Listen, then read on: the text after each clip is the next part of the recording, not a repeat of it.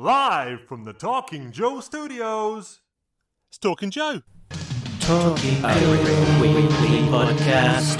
Talking Joe is there. Talking Joe thought we would last. Talking Joe is there. Fighting each other like a married couple. Our podcast on the air. Talking Joe is there. Talking Joe is the code name for a completely untrained special podcast force. Its purpose, to produce a regular comic review show while breaking and replacing a series of presenters from across the world. Talking Joe. Talking Joe is there. Talking Joe. We are on our soapbox. Nobody seems to care. Fighting for fandom wherever there's trouble. The podcast on the air. Talking Joe is there. Talking Joe. Talking Joe.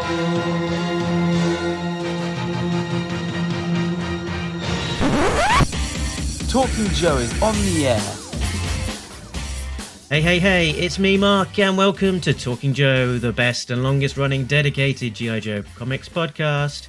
If you're new to the show, you can find all of the details over at the website, which is talkingjoe.co.uk.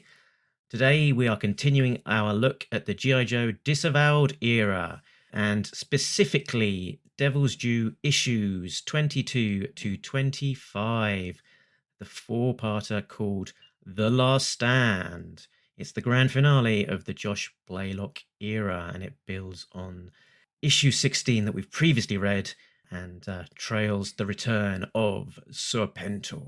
Now, without any further ado, I'm not doing it on my own. There's two other guys, and I'll introduce them. The first up, it's a real American Tim. It's Tim Finn. Hello, Mark, and hello, listeners. And rounding out the crew, it's G.I.J., it's Jay Cordray. Hello, everybody. Hi, Joe fans. So, what's up, guys? What's new? What's exciting? Some people have been sleeping this week. And missing things. Instead of being glued to their computer monitor, waiting for the announcements of toy drops. Oh, man. I don't even know where to begin. That's like waking up your day, being, just immediately it's like, you could have had this. But no, you had to sleep. What Mark's talking about, ladies and gentlemen, is the pre-order for Breaker. I woke up, it was yesterday maybe, and saw an email that said it was from Hasbro and said the Breaker would go on pre-sale at like 1 o'clock, and this was 5 when I woke up and saw that. So of course, by the time I checked it, it was all sold out. It's G.I.J. starting his day the wrong way. Well, when these ones were all announced anyway, if it says Target exclusive, to me that means eBay exclusive, because I live a long way away from my nearest Target. I never get over there, and I'm not going to make a special trip just to possibly find an action figure. So yeah, if it's a Target exclusive and I want it, it's just a given that it's going to be something I get through eBay, and that's what Breaker's going to be. Well, I'm kind of fine with that, but it would have been nice to order it, just pre-order and not have to worry about it. I did manage to get all the other stuff that I wanted pre-ordered, so I'm pleased with that. Yeah, and the re-release of making more stock available of the likes of Major Blood now. That seems to be like the marketplace has been flooded. Anyone who wants him can have him. I think I was on Hasbro Pulse's website yesterday or the day before maybe, and at the top of every figure, it'll say like pre-order or sold out or something like that. And it said that, of course, with all the newest ones. But then there was Major Blood right there, and it didn't show that he was sold out. I mean, it looked like if you wanted to just click on Major Blood, you could order it, and there he was. Hopefully it'll get to the point where they're all like that. Most of them are on there, but not all of them are available. Patience is a virtue. I think, my ethos is either try and get it up front, and without too much stress, or wait, and it'll come around again. I've not dipped my toe into this latest lot, but I was in the end. I was swayed by the Snake Eyes and Wolf, because Did it was you get like it? $50, and I was like, oh, that's too much. And then there was one store that had it for a little less, and I was like, well, if it's a bit less, then that's a bargain. And yeah, went for it. But it's still, yeah, it still seems like an awful lot extra just for a pet accessory, wolf. essentially. Yeah. Makes me wonder how, if they will do that. I assume they would do that with, like, say if we get a Crocmaster or something. I don't think that it would warrant necessarily with like Spirit if he came with Freedom. Yeah, but I doubt that that's going to happen anyway. Pay an extra $30 for a yeah, pony, for a little tiny parrot that's probably the size of a quarter. There we go. But Tim, how are you? How's your week been? Last I spoke to you, you were hiding in a cupboard in California with a parrot, or at least that's the way I remember it. I ended up not using that closet to record. So if everyone thinks that I sound better today, it's because I'm back at my normal setup with my normal mic and not just in the living room of my in-laws with some pillows stacked around my laptop. I did know you weren't in the closet. I just prefer to remember it that way. It almost worked, but based on sort of where people were sleeping, I didn't quite have access to that room without waking someone up. I have spent some time this week in my backyard with my cat, who likes to be outside when the weather is nice, on a leash. Also, I'm trying to finish this second half of my David Anthony Kraft blog post. I know when I posted part 1, the final sentence was that part 2 would show up 3 days later, and that certainly hasn't happened. I'm trying to figure out if I want to break this second half into parts 2 and 3, how much of the interview I want to include. There's sort of less like choice G.I. Joe specific details and more sort of personality and like broad strokes of sort of where comics and animation were in 1982 and 1996. And that is all fascinating to me. I feel like a lot of people who come to my blog really just want like drawings of toys that didn't get made. And I'm always happier talking about the comics or the animation as much as I like the toys. So my week was somewhat about my blog, and the summer for me has now finally started because the school year's over and I've taken that trip to see family. So the rest of June and July and half of August are hopefully G.I. Joe work. Yay! Did you know David, Tim? No, we didn't meet, but we did this. It was like a 2-hour interview in 2019, and he was effusive and a real talker. It was not much of a back and forth. I would just ask a question and like in the transcript and sit back. No, yeah, for him it's just like 2 pages straight. Oh, that's awesome. And it was sad to read that he died. Yeah. So sort of once again, my blog ends up being like a eulogy for. I've done like 6 of these now, where a G.I. Joe alum passes away, and I want to write about it. I get to write about it. I feel like I have to write about it. It's good that you do. Thanks. But to our listeners, part 2 of 2 or part 2 of 3 will go up soon. I try not to post on weekends, and with today suddenly a holiday in America, I thought I didn't want to post yesterday because it's now a 3-day weekend. Aiming for Monday. So by the time this come out, it should be there. Yes, I'm gonna have so many blog posts that people listening to this episode are gonna think, "Why are you upset, Tim? Why are you anxious?" There've been so many updates on your website since you recorded this. It's the David Anthony Kraft thing is old news. I want to talk about The Last Stand. You guys ready to dive in? Let's do it. We're gonna talk about comics from Devil's Due. It's something you wondered if Talking Joe would ever do. I guess we'll explain it all to you. Gonna take some time to read the books we've never read.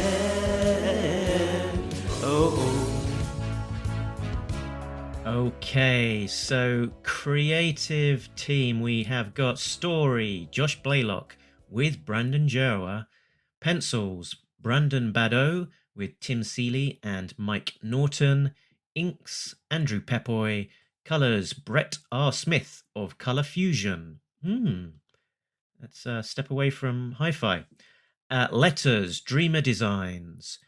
Graphic design, Mike Norton. Military consultation, Andrew Swenson and Tillman Goines. We're on to some more military consultants. There's the turnover on these guys. It's incredible. There's a lot of covers. Let's have a look at the covers in the gallery.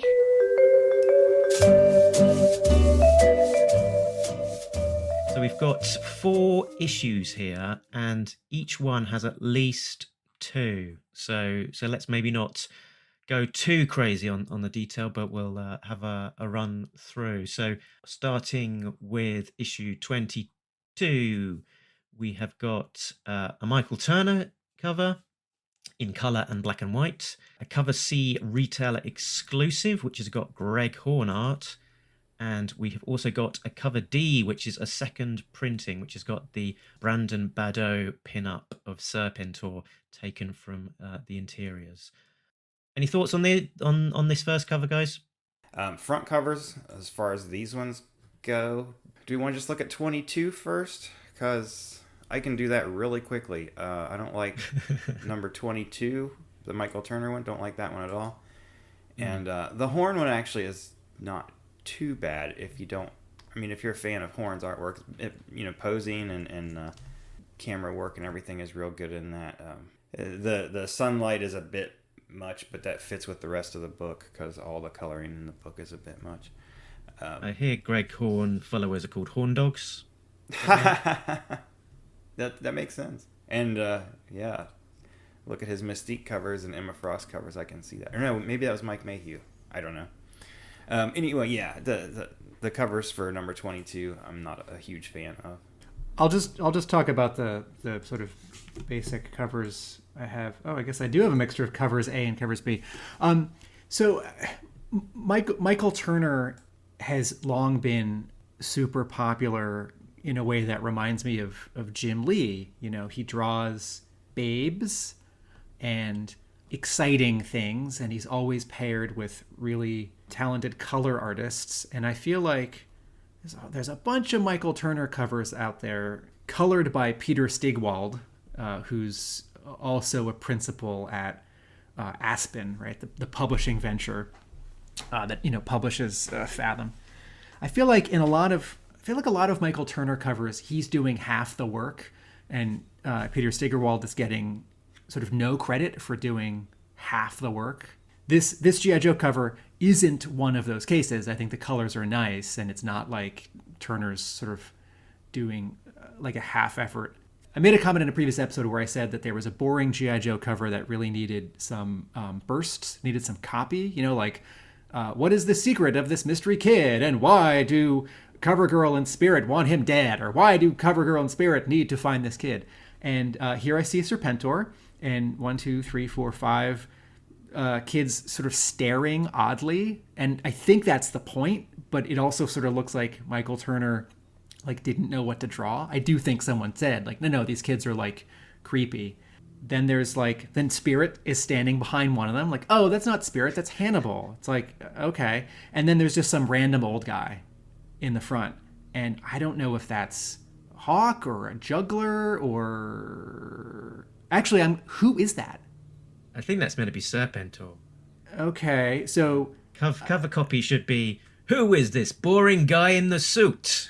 And what's the deal with the creepy kids? So, we've established in other episodes with the current G.I. Joe comics that the covers are drawn well in advance of the issue being drawn and written. So the covers aren't always an accurate depiction of what goes on inside. But Serpentor's never in a 3-piece suit or a 2-piece suit. Serpentor has black hair in this arc. And if you're going to sort of put dramatic lighting on this guy in the jacket and tie on the front and put his face in shadow, and he's Serpentor, then what's the point of just having Serpentor behind him, right? So it's if I bought a Punisher comic and the cover were 6 random city pedestrian bystanders just standing together, and another one behind them who's a little taller, and then who's a Punisher villain, right? Like Jigsaw, right? Like Jigsaw's face in the background, like looking menacingly over it, and the color's knocked back a little bit, right? The black lines of Serpentor here are not black; they're like a dark brown, and then they gradient on the bottom down to a light brown, so he sort of fades back. And then like Jigsaw's also in the foreground of the cover, just wearing a jacket and tie. I'd think, 1, where's the Punisher? 2, this is boring. Why isn't something happening? And 3, if it's a boring cover, why isn't the mystique or the allure or the mystery being heightened? So 1, for a Michael Turner cover, this is a waste. Like, it doesn't have to be Scarlet or the Baroness in like a Babe pinup, and I'm glad it isn't. But like, this was not money well spent, assuming that Michael Turner costs more than Brandon Badeau. It's just strange. It's a complete misfire. And I can see underneath the Michael Turner signature, it does look like it says Peter S. Yeah, that's him. So I think that is the colorist that you're referring to. The next cover is 23. So the cover A for that is Brandon Badeau again, with inks by Pepoy and colors by Hi-Fi. It's Serpentor at a plinth, and kneeling on the ground is Cobra Commander and Duke, seemingly captured, flanked by creepy kids in mini Serpentor costumes and Doctor Mindbender. I've got in my collection, I've got the wraparound cover, which is by Tim Seeley, and that's features the Saw Viper on the front, flanked by Coil Troopers with their sort of weird breathing mask thing. And on the back cover, Duke and Heavy Duty and a Fire Guy and Mindbender and Serpentor in the background. I think they did 3 wraparound covers for these four issues. This Brandon Badeau's cover A, to me, is his swan song. It's the last thing he draws for this series, short run, that's excellent, right? This cover is really well drawn, right? The camera's low, we're looking up at these characters. That's hard to pull off. Duke's a little too big. He's a little too like hefty, muscular, and a couple pages into the final chapter of this arc, on the inside, on page 3, we see Duke in what I consider proper Duke proportions, where he's knocked out in red. Okay, we've got creepy kids, but each of them is doing something, right? They're all looking somewhere. This cover is a bunch of people standing around with something behind them, and as compared to the previous cover with a bunch of people standing around and something behind them, this cover has drama. It has a little bit of action in Serpentor's pose. Everyone has different facial types, and Serpentor's giving a speech, right? So this is exciting for a pretty quiet cover. I don't quite understand the 2 like Matrix guys with the sunglasses. Like, are they in the story? Mm-hmm. Did I miss them? Are they part of the cloning? Who are those guys? You didn't miss them. Yeah, they weren't there. They must be special Coil bodyguards, I think is the implication. I'll note that we know that it's Duke on this front cover. He's missing his bandolier from his thing. We know it's him because he's got a name tag that says Duke. Not the only time that happens in this arc. To be continued. Are we sure that's Cobra Commander then? How do we know? He doesn't have a name tag. How do we know? Yeah. I just want to say one other quick thing. I love on the bottom center of this cover, all of the chords going up and then in behind the Cobra flag for the like the audio setup of this plinth, the microphones. Like, what a great little detail. All right, Jay, back to you. This cover is really great. You're right. It's great to see Badeau go out on such a strong note. It would have been so much better, really, just compositionally, even if they had left the 2 Matrix guys off, because then your characters would form a triangle leading up to that Cobra banner. I think it would work really well. I like this. I like how you said that the boys.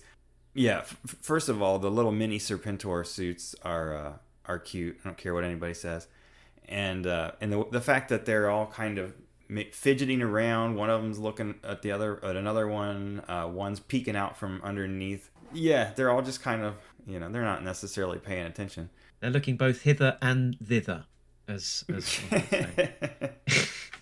My only thing that I wouldn't have done, I know I definitely wouldn't have done, is there's a lot of circles on Serpentor's outfit. I don't know why. And as an inker, I hate inking circles. There's nothing else that drives me crazier than trying to ink a circle. And there's a lot of them on that outfit. But other than that, everything looks great. And yeah, Tim's right. The power cords and stuff, the audio cables, although they're huge, that looks like what you would power a power plant with or something. All those great big those are some hefty microphones. Cables might be some overkill there. Yeah. And then, there's a lot of detail. Those there, details just fantastic. Not knocked back in the background as well. There's a lot of work into that cover. I disagree with putting Saw Viper on the cover to the B cover, because that diminishes the surprise when he shows up in issue 24. And I read 23A cover, not seeing B cover until just now while we're talking, and I looked it up on the internet. So him showing up in the next chapter, chapter 3, was a big surprise and a wonderful surprise that would have been diminished had I read or seen the B cover. Very good. Okay, up next we have 24. Cover A is Brandon Badeau with inks by Andrew Pepoy and Brett Smith. It features somebody, Duke or Hawk, on a big mounted gun on the top of a Jeep, and someone to his left. I can't see it very well on my screen. Is that maybe Flint or somebody in a beret? I take your joke that we don't know if it's Duke or Hawk. Oh, it's Hawk, because his name tag says Hawk, and it is hard to tell who's on the left. They're sort of just all in brown. It sort of looks like a beret, so I guess it's Flint. This cover was ruined by the colors. The colors are completely fighting each other, and the colors are fighting the art. I can't tell if this is a good Brandon Badeau cover because the coloring is so busy and overdone. Like the texture in the sort of Humvee that they're driving, this like dirty green with black in it that's all like diagonal, and then like the glass that's got way too much white in it, and then the palm tree and the foliage behind Hawk's head, which for like a background element, like for some reason has to have all these dumb gradients, and like the smoke behind, like, you know, cover A image issue 24, like, and the fact that we can't tell who that is on the left, right? Like I can't tell if it's a white guy or a black guy. I just see a lot of brown with like very hot gradients on it, and then that muzzle flare from that gun, and then from the, I guess it's a heavy machine gun on the Humvee, like these high the colors in this cover are screaming at my eyeballs, and there's no place to rest, and so I just want to look away, right? Like it's like Hawk's glove and his wrist thing and his pouches. It's like no. Like things can be quiet, right? Like compare this to the coloring on the previous cover, where the background elements behind Serpentor and the two guys from the Matrix were knocked back, right? They're not full saturation. The outlines aren't black. And like, yes, there's some busy gradients on Cobra Commander and Duke in the foreground of 23, but not this busy. So, blah. In conclusion, blah. Love it. Okay. My review, this cover is terrible. And that's about all that needs to be said. Yeah, it's so strange to see. You'll see like incredible stuff from Badeau, and then the next thing you see from him is like just really not good, and this falls into that category. And Tim, you said it with the color, and I think that's going to be a theme as we get into the actual issues themselves. Is I think the color as a whole was a very big detriment to this story arc. On this particular cover as well, there's also Snake Eyes is actually in the cover, driving the Jeep, but the color of the windscreen is such that he's almost entirely hidden, particularly when you're looking at it as a smaller image like I was on the screen. As a comparison, there's a Mike Zeck Punisher cover from the 80s that Marvel reused a couple years ago for a variant. It's their, quote, hidden gem kind of variant where they just print some old art as a cover with new colors. And it's not a fair comparison because it's Mike Zeck, who's by then a veteran compared to Badeau and whoever colored this. And the Zeck cover is not very busy, but the colors divide foreground and background into 2 or 3 very clear and satisfying. Anyway, all right, so comparing 24A, which is the coloring is too busy and doesn't know what it wants, and the coloring to 24B, right, which is Tim Seeley redrawing Herb Trimpe G.I. Joe Order of Battle cover, or is it maybe a John Byrne official Handbook of the Marvel Universe cover? The colors there, colored by John Rauch. The colors there are much more quiet and desaturated, and it comes from the sky, right? It's an overcast day. The sky above and behind everyone is light gray. And even though for some reason Scarlett's got some like white hot, like bright sun highlights on her shiny shampooed hair, the color isn't like fighting. That said, I find the drawing in this cover a little boring, which I'll talk about later, because I find Tim Seeley's art unexciting, and there's comics art that's unexciting that I think is satisfying and gets the job done, and Tim Seeley's art to me is just unexciting. Yeah, it's a full-on cover. It's nice to see sort of a wraparound, lots of Joes on there, so I can see that a lot of people finding that satisfying. What's funny for me about issue 24 cover is Hawk seems to have quite sticky out ears, and the jacket that he seems to be wearing, I think it looks like it's borrowed from a cover girl, perhaps. So well, there's a story there. Check out Scarlett's outfit with the fishnet and the choker. That's a little different. Yeah, I mean, she has been having that fishnet and choker Has she? at various points in the series. Yeah.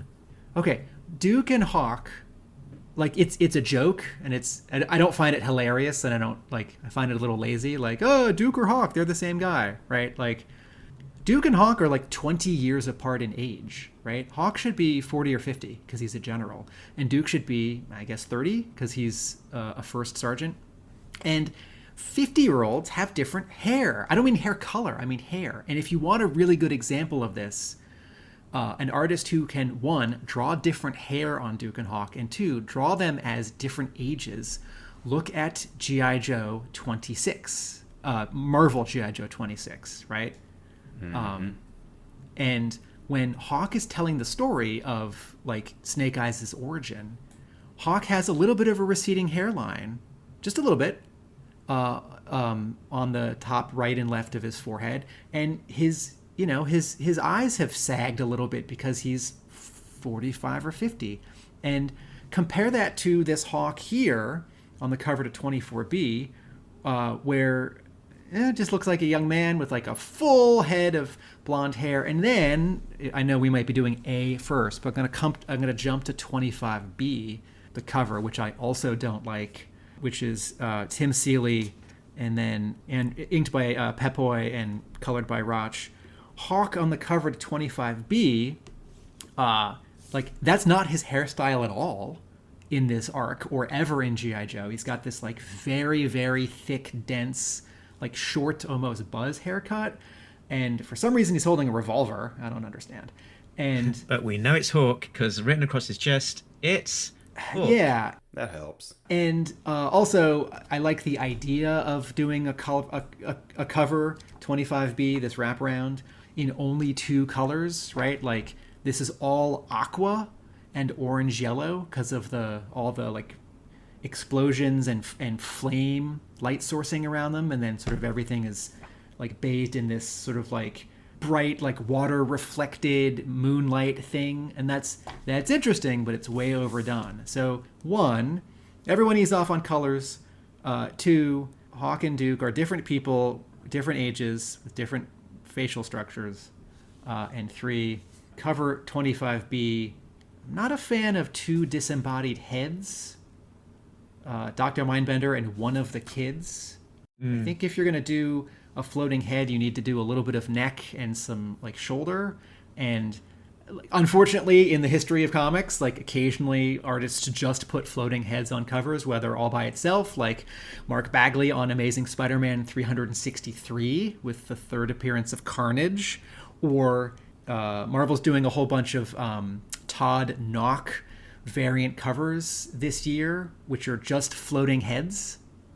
Like not even necks, just floating heads. And some of them work and some of them don't. It's like, where's the neck? Anyway, what do you guys think of 25A and B now that I've talked about 25B? Yeah, I agree with B. I mean, I like the concept of a wraparound, but as a cohesive image, maybe it's not the strongest. A is a bold image of, and this is again Brandon Badeau, inks by Pep-Boy, colors by Brett Smith, of Serpentor sort of throwing Flint over his shoulder. I can tell it's Flint because it says Flint on his chest. And Cobra Commander in the foreground, shooting up at him. In the background, we've got Jinx in the gimp suit jumping at him.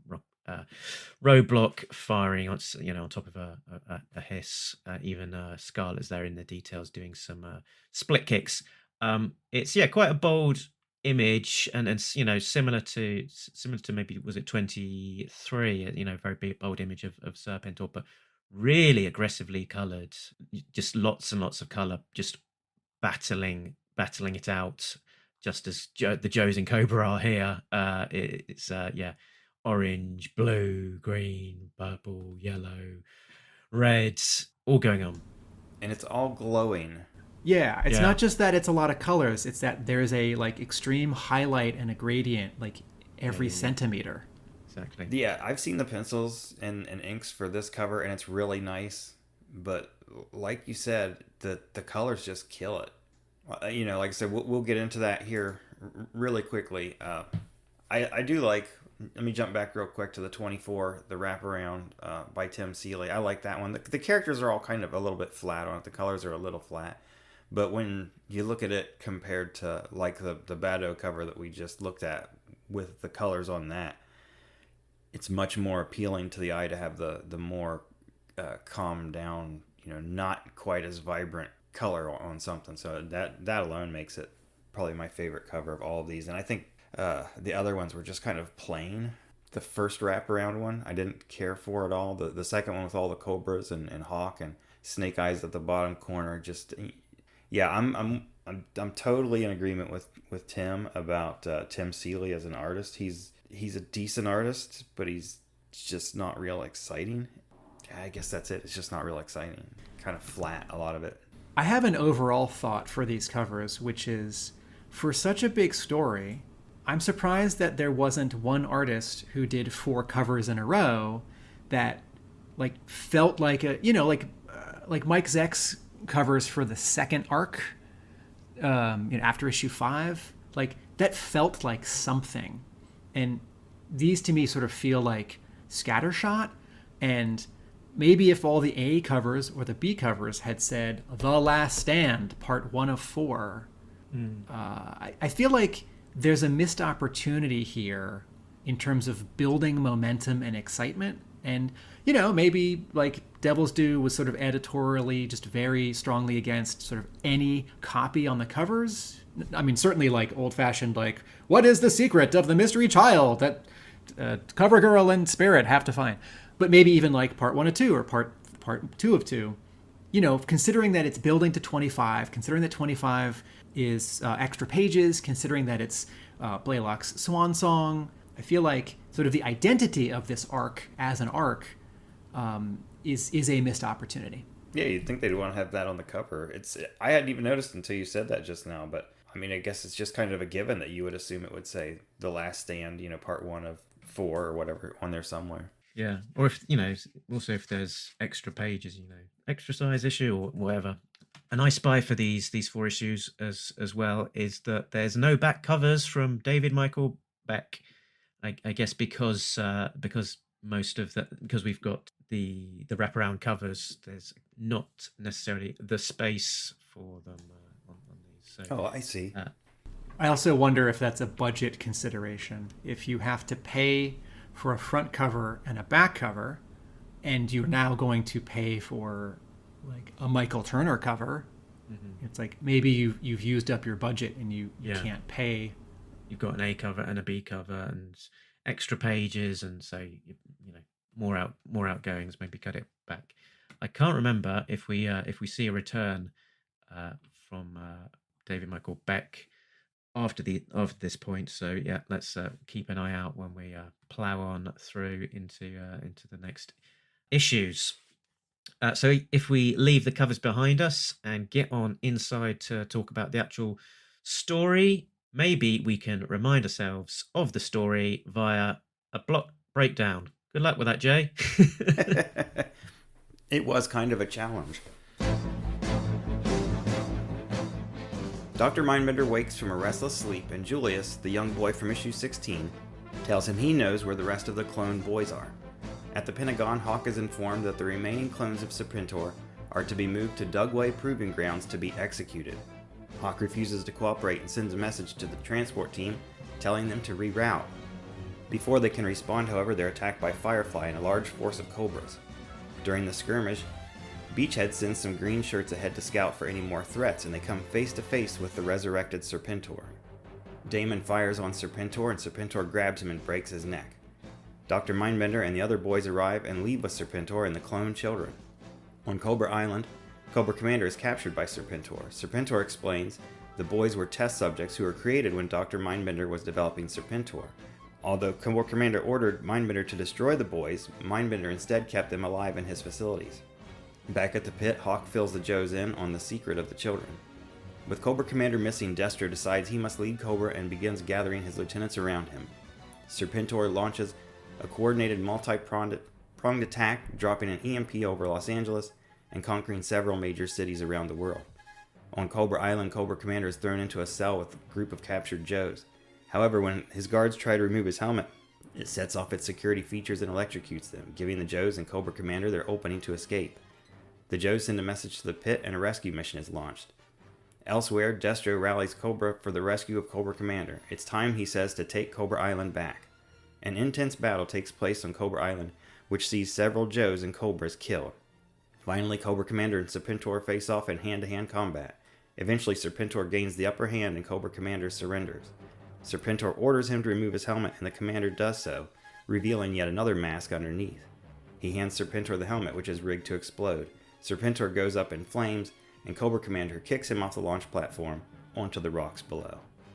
So my top-down reaction is that this is an ambitious story arc with a lot of action and a lot of characters. I like seeing a lot of Joes, and I had been wondering if this moment would come when Hawk says, activate all the Joes, right? Because this series has been running with this idea that, only a few of the Joes can be on the team because of like budget or because of just, it needs to be a small, nimble squad.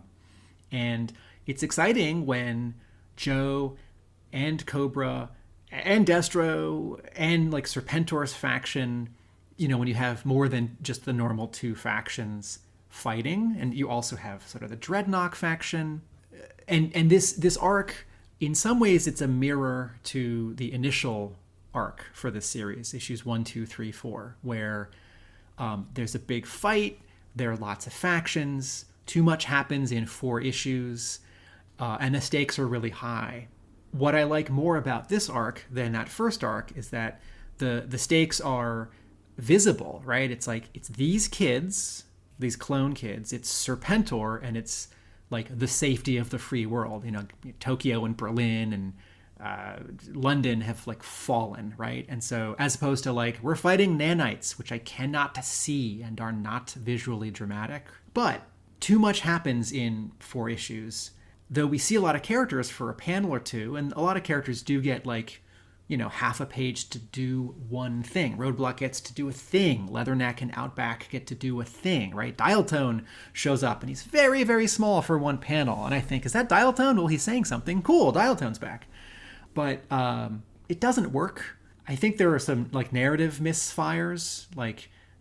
In chapter 3, there are 3 scenes of women being emotional and the men aren't being emotional. So once again, I don't think Josh Blaylock is comfortable writing women or writing women soldiers or whatever it is. And my main problem with this is that, considering the stakes are so high, that all of these electromagnetic pulse weapons get launched and take out cities or the defense of cities, and so Serpentor's forces, the Coil, can move in. That all happens in 8 panels on one page and off panel on several other pages. And that's not exciting or sort of believable. And then in the final chapter, there's just a bunch of narration. Hawk just narrates because there's too much story to cram in. And G.I. Joe has never been a series with narration, right? What's the one issue that sort of changed that rule? Issue 155, right? It's a final issue. And so a lot of fun elements and action, some character surprises. I think the bit with the Saw Viper coming back is exciting and compelling. Some anemic art. Disappointed that Badeau leaves halfway through, and needed another chapter. Yeah, I think I'm pretty much in full agreement. I did enjoy it. I did like it. I think I went back and read it maybe 4 times, just from a perspective that there was so much there. Part of it was that I first went back and read it a week or 2 weeks ago.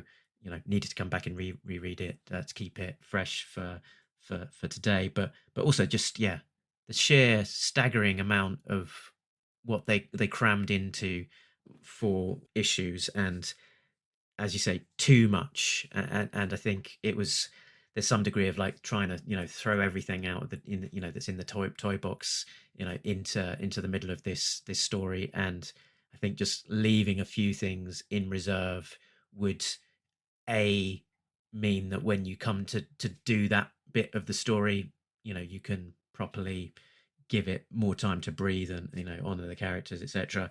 I think it's essentially that you'd allow that maybe that story to be told with more space, but also then the main story itself wouldn't feel quite so cluttered. And I think they could have done with taking a few things out, and also maybe adding a couple of issues on to just give it slightly more room to breathe. I think, as you say, with the narration at the very end, I think they'd got to almost the end of the story, running out of number of pages they had left, and there was still so much to tie up that the only way you could do it is by lots of exposition. And I get it's got a nice mirror to that opening 4 issues and the ambition of those 4 issues, but there's also another clear mirror here, which is the original G.I. Joe Civil War storyline, in terms of all of those factions battling it out on Cobra Island, particularly the role of Serpentor in the Civil War, and his death by Zartan's arrow sort of really being referenced back, and some of the little techniques there around showing how the teams were divided up, that kind of thing. So, and that's such a good storyline and so well loved. I think it's a difficult thing to live up to as well. So, while the return to Cobra Island was welcome, I think it's like the silent issue 21. It's a difficult milestone to live up to. Jay, your high level thoughts. Well, you guys are completely right about trying to cram too much in too little space, and it was kind of a surprise to me, Blaylock's overall his story that he did from 1 through 25, that Serpentor appears in the last 4 issues. We had the 1 issue teaser in 16, and then nothing. No more Serpentor, no hint of Serpentor or anything until this last arc. Boom, he appears. He tries to take over the world. Showdown with Cobra Commander. Cobra Commander wins. And I just feel like this is something that it's such a huge thing. It definitely needed more than four issues. This is something that should have been. And Larry was great about this. I've looked through a lot of the ARA issues in the last couple of weeks, looking at Cobra Commander's story, and you might get two pages of background in one issue, and then in 2 or 3 issues later, maybe 10 issues later, you get a few more here and there. But this stuff is just kind of sprinkled throughout there. And I realized that they didn't know. Blaylock probably didn't feel like he had the ability to plant these seeds real far down the road, or to do anything with any huge long-term planning. I don't know what the licensing agreement or anything was, but yeah, it's just, this is something that shouldn't have happened in 4 issues at the end of your story. It should have been seeded throughout, and then once we get into the story itself, there's a lot going on there, and it wasn't bad.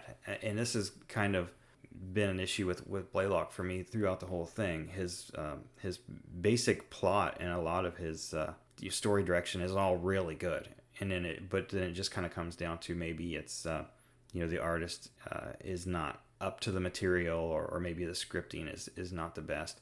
But yeah, I mean, plot wise, I liked it. I did think that there was a lot that was good about it. That final issue though was rough. So much stuff happens. This city gets destroyed. This city gets destroyed. Like you said, it's all off panel. You're like, this would look awesome if I could see it. If I could see that this stuff was happening. What was it? It was Retaliation, where they dropped the big tungsten rod or something from the atmosphere and destroyed London. And that looked amazing. If we'd had one moment like that in this story, it would have been helpful. But I don't think that we did. We didn't even have one thing like that. The closest thing we had was like some airplanes falling out of the sky, which was awesome, but it wasn't enough. And my big issue, we kind of touched on this during the covers. For me, what really ruined it more than anything was the coloring in this arc. And Tim actually said, talking about one of those covers, I think you described it, Tim, as saying your eyeballs were bleeding. This artwork is hard to look at. I mean, you look at like this compared to any issue from the original A-Raw run, and it's like, whoa, you got too much stuff going on there. Too many bright colors, too many gradients. It's just all over the place. Every one of these pages it's just hard to look at is the best way to describe it. And that, more than anything, probably takes this story down a lot.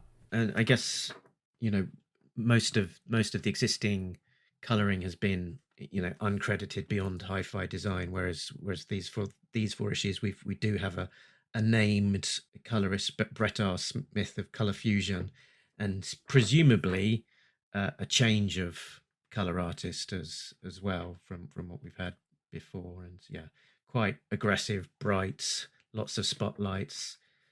If it had a bit more of a subtle touch to it, the look of it would have been significantly different. Yeah, just toning down some of the the color throughout it would have improved it greatly. Wouldn't have saved it, but it would have been a big improvement. There's a thought exercise that I think people who are unsure about, people who just read comics, who are unsure about sort of good color, bad color, or colorists who are considering testing themselves. This doesn't solve every problem, but as an exercise, I wish that we could all take a bunch of pages, and it's like, okay, the rule is the character in the foreground, or the characters in the foreground, can be colored aggressively, but your backgrounds have to all be flat. Your wall behind them has to be one gray, or your trees and forest behind them has to be one green and one brown. So there's a couple pages into the first chapter. Snake Eyes is, page 11. And my note is, this is what I mean by overcolored, no place to rest. So the bottom half of the page is this really powerful Brandon Bedeau, straight on shot. And he does a lot of straight on shots, and I still think he needs to put his camera higher up and point it down more often. I think his storytelling is, throughout his issues, hampered, where he's drawing. None of this stuff is easy, but he's drawing the least hardest camera angle. All right, so Snake Eyes is coming at us on this motorcycle, and behind him is a tank, some anti-gravity pods, and a sort of stun. And he's drawing aggressively. Lots of detail and like bits in the costumes, right? Lots of speed lines and explosions and smoke. And then there's this really dumb like motorcycle design that we've seen before, which has 1, 2, 3, 4, 5, 6 front headlights. It's like, okay, maybe you could do 3, or maybe just have like one big headlight that wraps all the way around. It's the Spider Mirage. And then every single object and surface in this giant panel, which is basically a 2/3 page splash, has a highlight and a gradient to like a darker color or a shadow. And like even the smoke in the background, to the extent that like the stun motorcycle thing, I sort of lose that next to all that smoke. And then oh right, there's a bridge back there.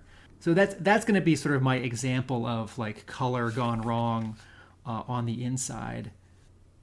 I'm going to shift gears to a story thing that's not working for me, right? Because I feel like I've talked about color, and the two of you have now talked about color. I was never convinced by green shirts in the Devil's Due run from the beginning. I appreciated that there are some scenes where they get named and they have interactions with the established Joes. Who's the Joe who like takes out, what was it? Was it Paige Adams? That's right. That we didn't know who it was, and then Mark's like, no, she's from 2 arcs ago. She gets named here in the is it chapter 3 that has is it chapter 2 that has the chapter 3 has a page of like how the teams are broken down at the very end, which does recall the original Marvel Civil War. Okay, so green shirts work in the cartoon because you sort of don't think about them. It's like none of them ever talk, and they don't sort of actively do anything. They're just like in the background, and they shouldn't be. It should just be like a smaller squad of specific Joes. But like, okay, I forgive the cartoon because the cartoon's a little silly. Blaylock and company try to make the green shirts work here, and they get named and they do things, and they show up in battle files. And the idea is that I guess they'll like become fully fledged Joes, with their own code names and costumes. And this arc sort of pessimistically proves to me that they were never intended to do that stuff. They're just here to die, because that keeps happening, right? Issue 22, page 15, page 20. Issue 24, page 3. Issue 25, page 2, right? Like, Smith! Like, I don't know who Smith is, and I don't care. Harrison! Like, okay. Even down to Firewall, where we've had some scenes with him and Damon, and I appreciate that the scene is like trying to build up his valor. It's like, well, he's just a computer guy, but like he grabs a gun and he's like going for Serpentor. But when I was a kid, I thought that killing Joes was something that should happen in the comic. And when it happened, occasionally I thought it was powerful. Mangler, Cool Breeze. When it happened all at once in issue 108, 109, I was upset and shocked because I don't sort of understand that scene, and it just hurts, which I think is the point. But a bunch of Joes that I don't know and don't care about die here, practically off panel. And they die in like upsetting ways. It's like, oh, they're 2 green shirts in a locust, which is hit by an electromagnetic pulse. It falls, just free falls, and explodes in like downtown LA or Chicago or something. Like, I find that a little pessimistic. I guess two Joes do die. Is it Mainframe and Flash, Chuckles, and Chuck? Okay, so all right. So Chuckles gets killed with a knife or a dagger, and the other 2 Joes sacrifice his chest or something. Oh, thank you. The other 2 Joes, like, they don't make it out, and the bomb goes off, and they take out the Cobra weapon. So it's sort of 2 things. I don't think you should kill Joes. In the recent IDW run, when Joes have been injured, I'm worried, because I feel like the writer of that series has now written 300, 400 G.I. Joe comics, and I don't think it's ever quite going to retire, but it's like, might be closer to the end of his G.I. Joe writing than the beginning of his G.I. Joe writing, and maybe he's going to take a few characters out sort of as a punctuation on his long association with the brand, right? These deaths feel cheap too under considered. And the fact that Chuckles dies sort of in the same way as Xandar, like, sort of in silhouette, and like, I don't think you should. I don't think you should kill characters, even if they're too many. And when I was young, I thought that was cool, and now that I'm older, I think that it's sort of a trap. Mm-hmm. And I think sometimes it can work, and sometimes it can be well done. So certainly in Hammer's run, he has killed some characters, and it has been done incredibly well, and it has been very much fundamental to the story. I mean, thinking of maybe Sneak Peek's first death, or Cool Breeze, or even in the IDW verse, they've killed people off in the Cobra series, and it's been done very well. But it's been done through building up a character so that you actually invested in them, and also taking the time to have that scene where they die have heft. So for example, here where Chuckles is being killed, he literally appears on one panel only to be killed on the next panel. It doesn't have enough time for that scene to, or even that character to have any heft, because he's not been in this story, and it, there's even a question mark as to, is he dead? Was that him being killed? Similarly, Flash hadn't appeared in this series really at all until being introduced just for a few panels, only to be exploded here. And the to put a pin on my final thoughts on the deaths was those poor green shirts that died. There's a scene where Lady J is reeling off their names. Agents Lau, Ward, Smith, and Rosen were all killed in combat. Enemy casualty. What? Oh God. Now we have 5 confirmed dead. They just found Damon. And it looks like Lady J is only now getting upset because actually it's a names Joe, Damon, that they find out has died, rather than an anonymous and disposable green shirt. Yeah, not the greatest. And can we say disposable? When we're talking about death in this comic, wow.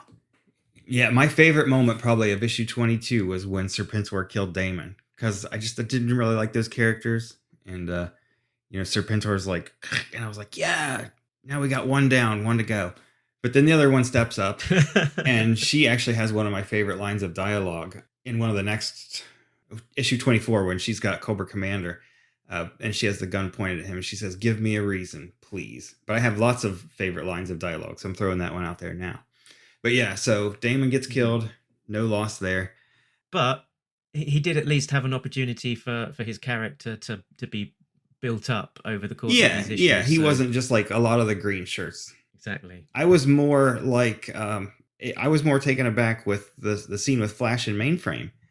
Because at first I'm reading it and I'm like, oh, cool, there's Flash. I was like, well, I don't think we've seen Flash. And then like 2 or 3 pages later, they're like, oh, well, we're going to stay here or something. I don't know, the dialogue was kind of clunky. And then they die, and I was like, oh my gosh, did those guys just die?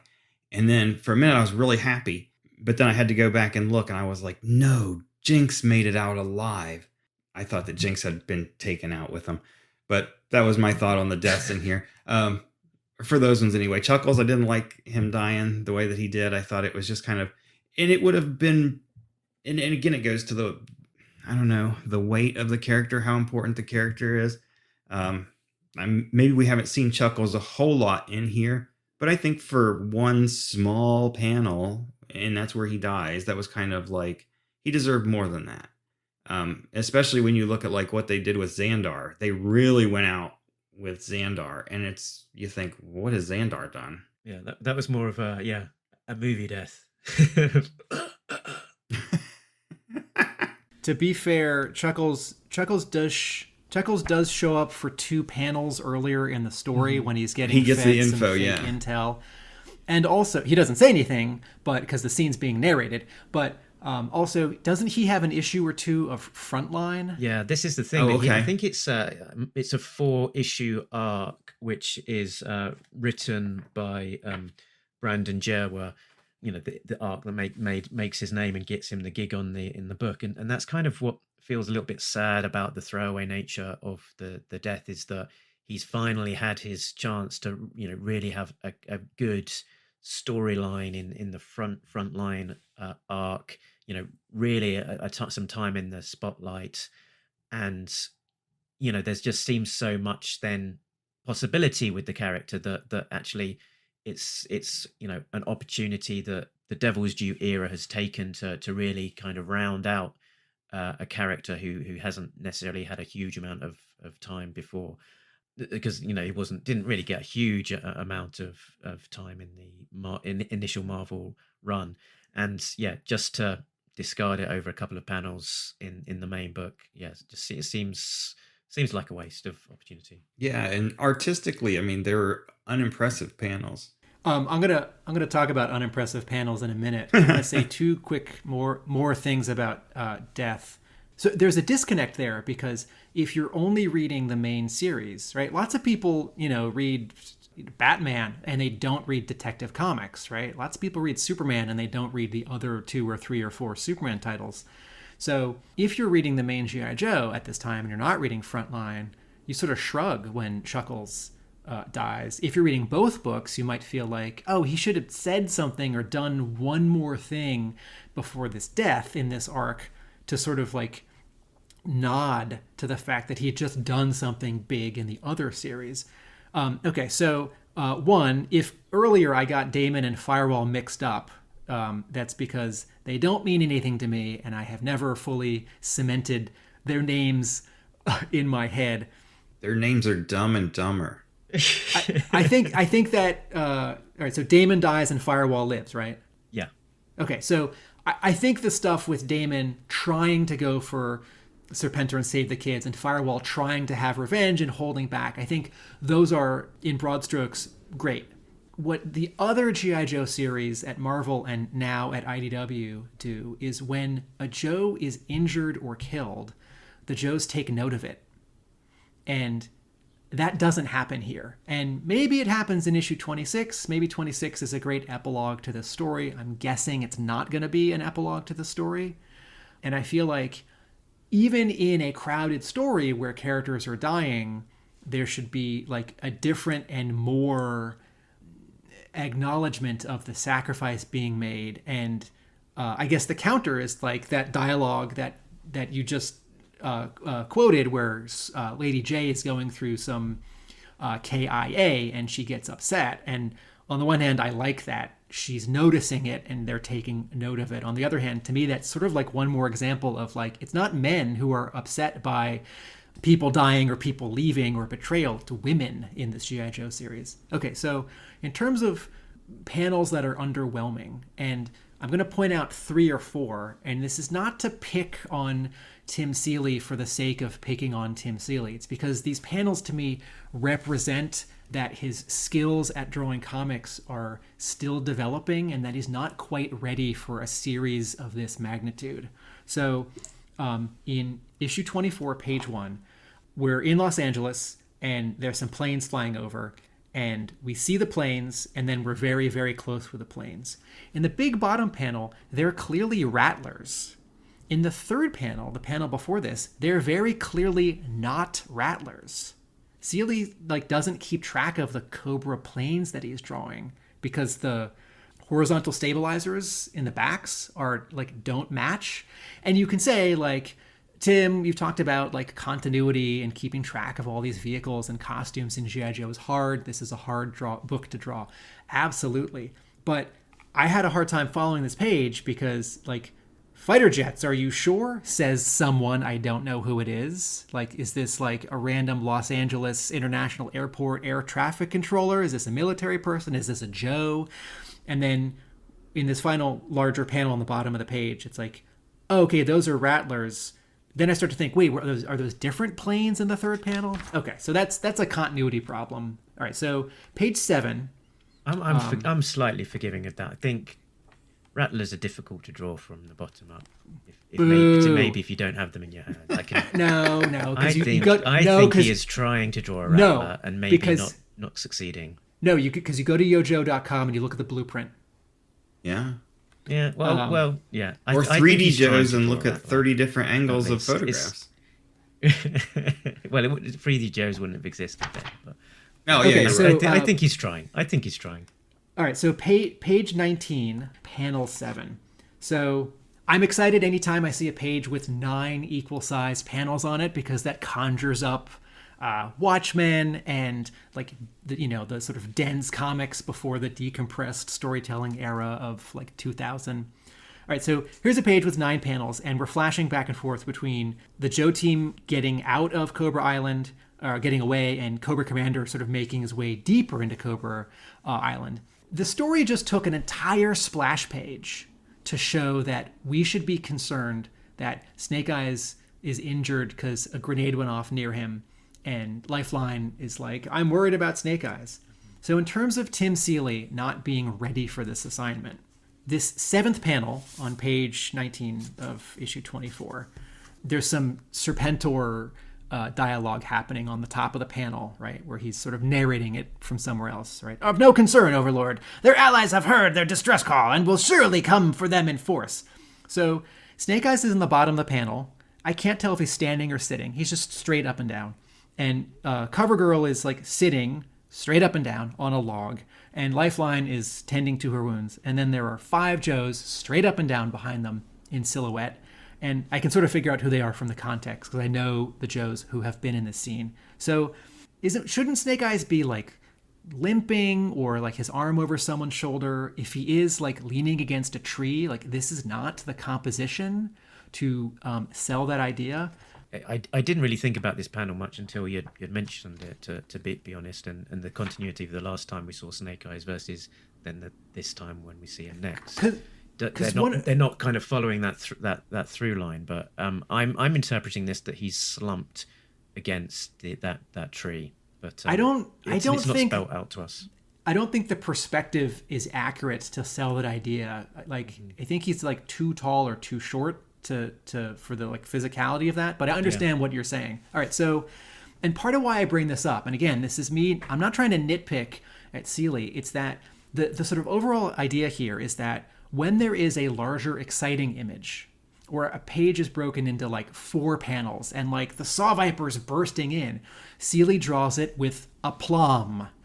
When there is a smaller moment, either it's like quiet, or like a page has a lot going on, and there are some exciting panels and then some not exciting panels, Seeley loses like oomph and like doesn't give as much time to the less important panels. So like those Joes in an earlier page, like the captive Joes making their way out, there's a panel where they're going up the stairs and it's just anemic.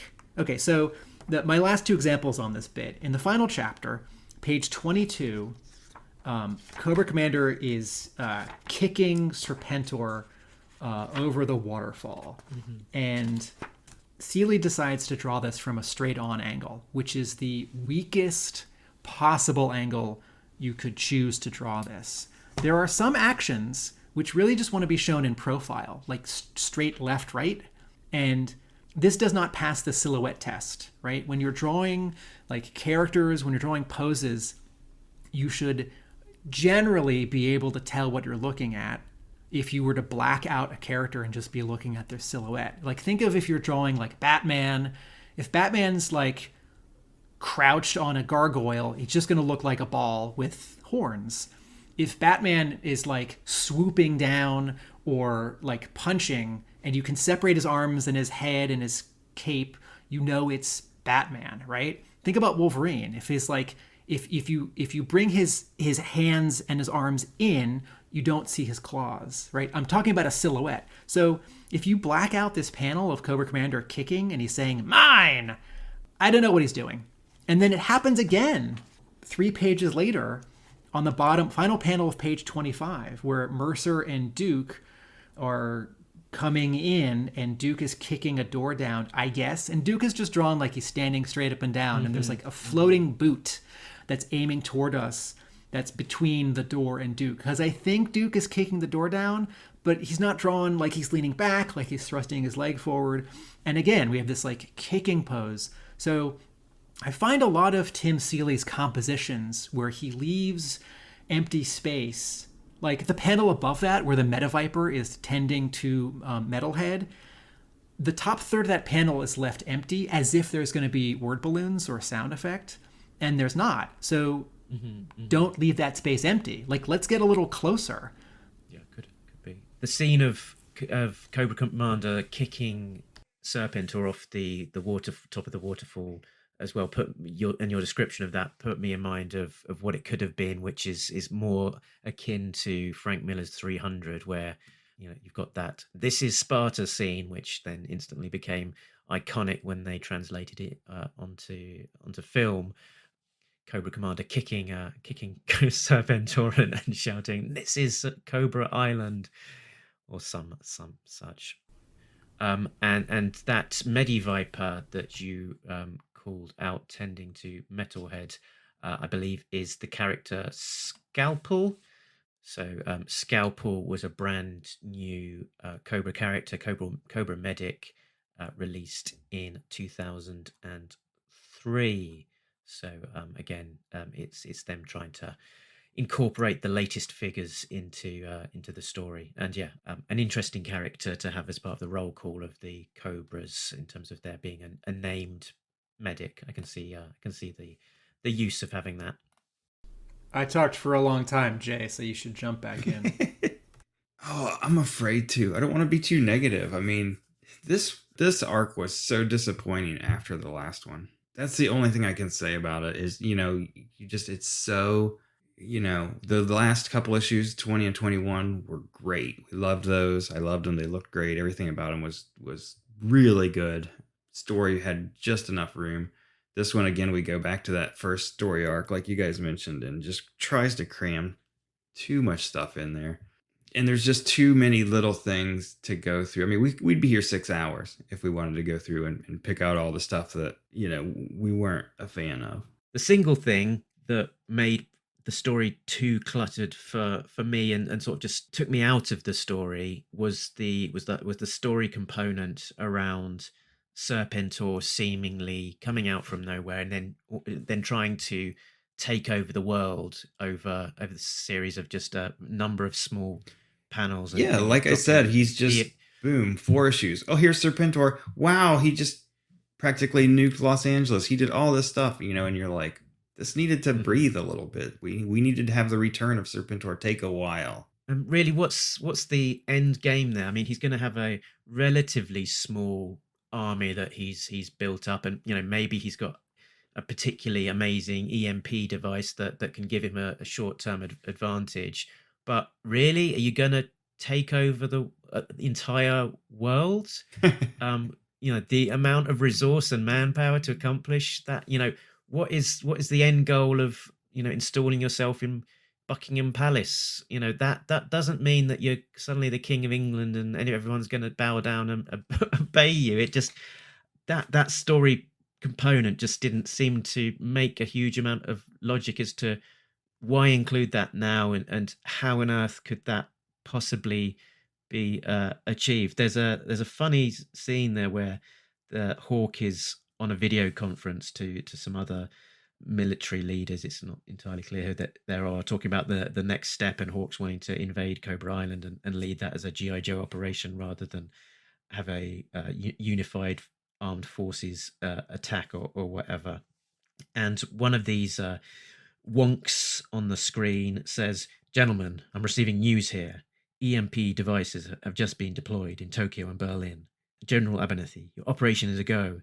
And that's coming on, on the heels of them just talking about the fact that Los Angeles, New York, Moscow, and London were all simultaneously hit. So why is Tokyo and Berlin seeming to be the decisive factor here in terms of why the Joe team are getting the go-ahead? All that previous destruction wasn't enough. Yeah. Well, Los Angeles, that's a pretty New York, big deal. Moscow, London. It's a pretty big deal. But whoa, hold on, Tokyo and Berlin. that's a different story. Not Berlin. Where am I gonna get my manga from now? I don't know. If they could have just almost entirely cut out that bit or just scaled it right back, that instead of trying to take over the world, Serpentor had a more modest set of goals, such as completely overpowering a prison, which they do allude to as one of the things he is doing, and then that means that they can take out all of do a jailbreak, get all of these prisoners out, build up their army. Maybe then they've got a step B, which is some other strategic target. Maybe maybe they take over another small island, which and they place themselves in a position where they can't be easily reached and overpowered. Just some more logic about building something where they can make a power gain and can conceivably retain that without immediately being wiped out, which seems to be the inevitable reaction to attacking major cities. So that we're back on Cobra Island is exciting and intriguing to me. Mm-hmm. And I think the scaled back version of this story can still have Serpentor come back. But what can you actually do in 4 chapters, right? What if this story, instead of being called The Last Stand, which sort of sounds like I'm going to do everything I can to make this as big as I can and to make the stakes as high as I can, right? Which doesn't work. What if the story were called Return to Cobra Island? And as Mark just laid out, Serpentor he's not trying to take over 9 American cities and also Cobra with this Deus Ex Machina, we've been working on this all along. I have this other hidden Cobra army that's ready to work for me. And also here's the Overlord. What if it's he's just trying to take over Cobra? So he captures Cobra Commander and puts him in jail, or Cobra Commander then gets away and he takes over Cobra Island. And then sort of going forward, you can have this sort of split Cobra, which is regular Cobra, maybe run by Destro, maybe run by Cobra Commander, versus the Coil versus G.I. Joe, as opposed to these cities which are not narratively clear but not narratively satisfying. There's a note in the first chapter in issue 22 on page 8, which confused me. So Hawk is talking to I guess the jugglers, and one of them says, it's not exactly what we. One of them says, "It's not exactly what we had planned." Abernathy says, "Excuse me," and the other one says, "I'm sorry, General. You've been outvoted on this one. The children, they're dangerous. They're to be executed when they arrive, as peacefully as possible. Lethal injection." What? Wait, this story hinges on the U.S. government killing children? What? No. That's not G.I. Joe.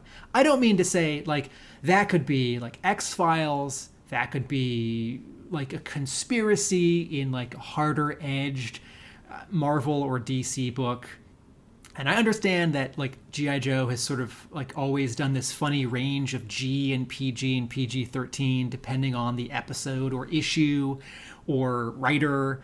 So Hawk then disobeys orders and tells his Joes to turn the convoy around and not deliver the kids. And then Serpentor gets them anyway, right? So one, this high stakes thing that doesn't belong in G.I. Joe at all, we're going to kill the kids, didn't matter because Serpentor gets the kids anyway. And 2, I feel considering that this comic spent an entire issue where a team of Joes do this X-Files mission to go find this mystery kid, this is such a throwaway line that is artificially adding stakes that, 1, as I said, don't fit, and 2, don't actually matter. And if it's going to be in this needs to be a bigger deal that the Joes are fighting for these kids.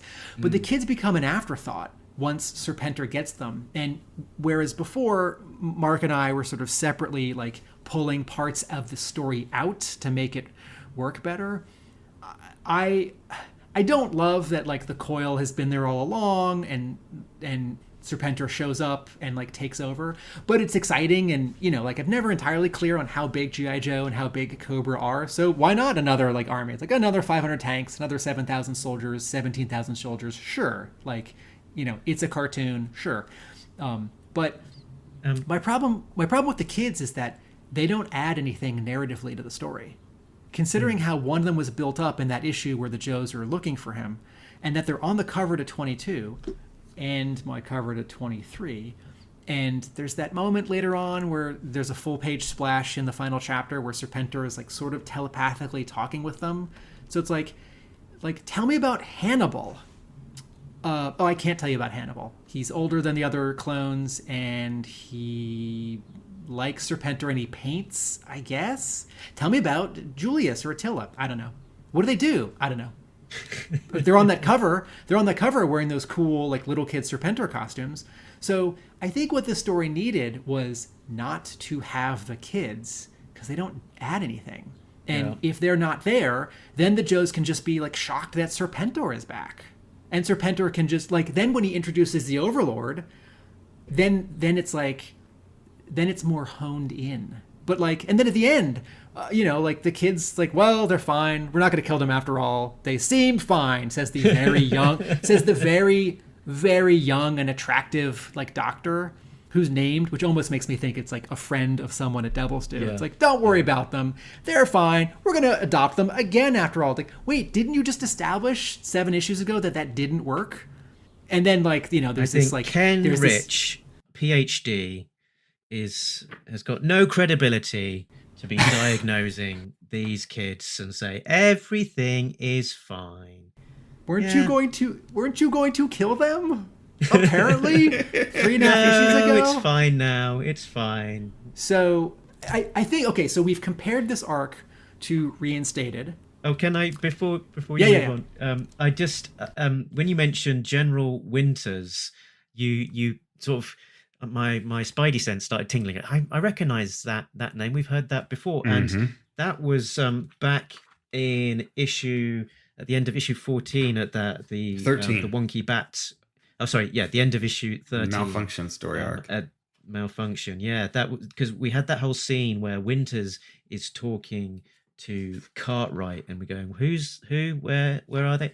And yeah, Winters is sort of got a bald head and no moustache, whereas the Winters we're seeing here has got a fine set head of hair and a nice bushy moustache. So slight bit of continuity there that was missed.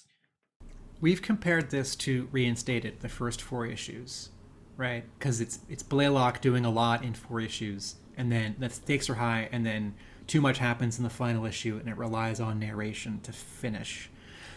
We've compared this a tiny bit to the original Cobra Civil War in the Marvel run in the 70s. I haven't reread the Return of Serpentor in the IDW run. I haven't read it since it came out. But sort of academically, I feel like it's worth saying aloud. That's another comparison to be made. And also, Arise, Serpentor, Arise, which is the 5-parter in 1986 in the TV show that introduces Serpentor. And then so I'm putting a period on that point because I don't want to go into those because I haven't rewatched Arise, Serpentor, Arise in a while. But something that I do like here is because I've said a lot of things that I don't like. Something that I do like here is that Blaylock is bringing in a lot of points of continuity. So the Saw Viper, which I mentioned before, flashback to the Cobra Civil War and how Zartan dispatched Serpentor originally. And Mercer shows up. This is exciting, right? 'Cause Mercer never showed up in the Marvel run. Very much one of the characters that sort of belongs to the animation, and I don't think Larry Hama is like interested in bringing in that character. Here he does something similar to what he does in the animated movie, which is as an ex-Cobra, he gets them into Cobra. And I always liked that character, and I always felt like that character could and should do more, so it's exciting that he shows up here. But could and should do more here.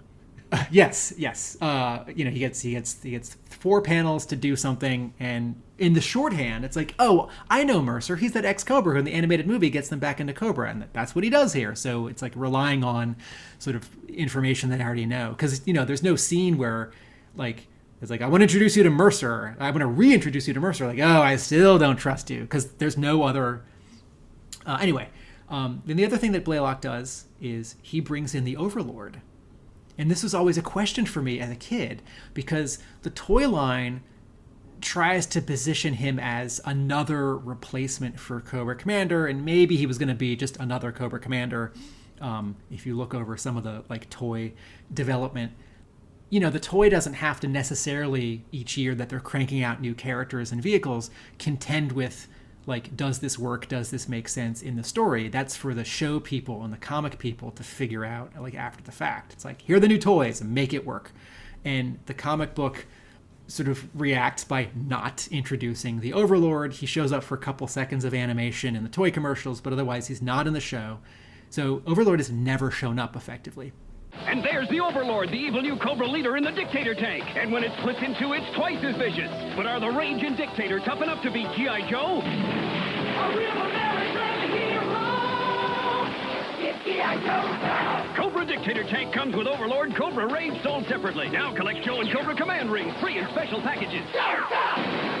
I think it works here that he is a general for Serpentor, and it's fun. Where a character shows up again, like Mercer, like Overlord, and it's important, and I want to get your take on this, the two of you. How do you feel about Xandar and his role in this arc, Mark and Jay? Yeah, interesting. So he sort of comes slightly out of the blue. I mean, we've not seen Xandar in the book to date. I don't think we've seen lots of Dreadnoks. We've seen Zartan, and we've seen Zarana. And I think he's on a TV screen in issue 2 or something. Okay, maybe. And I guess seeing Zarana without seeing Xandar doesn't necessarily seem strange, because that is generally how Larry used the characters in the original Era run. It would typically be Zarana on her own, and Xandar only just really briefly appeared for his initial appearance, and then wasn't really used an awful lot after that. So yeah, I mean, good to have him in.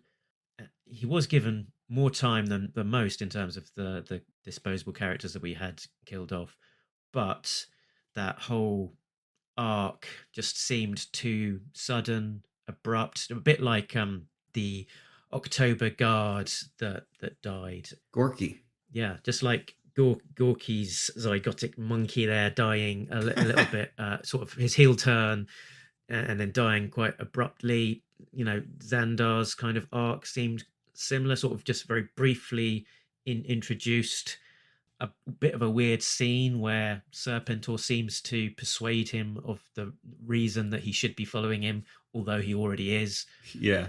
And then jumping out of the shadows and mistakenly getting stabbed by Zartan. It's just a little bit too abrupt, and just like, I'm sure there'd be an interesting story for having Mercer being introduced and us finding out more about him, rather than using a shorthand of, hey, you remember that toy? You remember the guy from the movie? And there being an interesting story there for Mercer to have a bit more time. If this story was less cluttered, maybe a couple of extra issues, that Xandar's story arc might have felt a little bit more satisfying. Like maybe if it were a long story arc, like 6 or 8 issues, or maybe even longer, and we had an entire issue just devoted to Xandar. But like you said, we haven't seen him at all in this series, I don't think. And then for him to just come out of left field in this last story arc, much the same way that Serpentor did, it just doesn't mean that much, because you're not given that much time to care about it. But the idea that Zartan killed Xandar, I kind of liked that. I liked that whole scene, and Xandar or Zartan's realization that what he just did. Probably could have done without that last line of dialogue from Zartan where he's like, round up the troops, we're leaving, or something like that. But then that lets Destro later say, well, if it weren't for Zartan leaving, I suppose if Zartan hadn't said, all right, we're packing up, we're gone, then maybe when we read the line by Destro, we'd have been like, wait a minute, Zartan left? So makes sense, I guess. They were kind of setting Zartan up as he's going after Serpentor again, and it maybe he's gonna replay the events of the original Civil War, where he was able to take out Serpentor with a bow and arrow.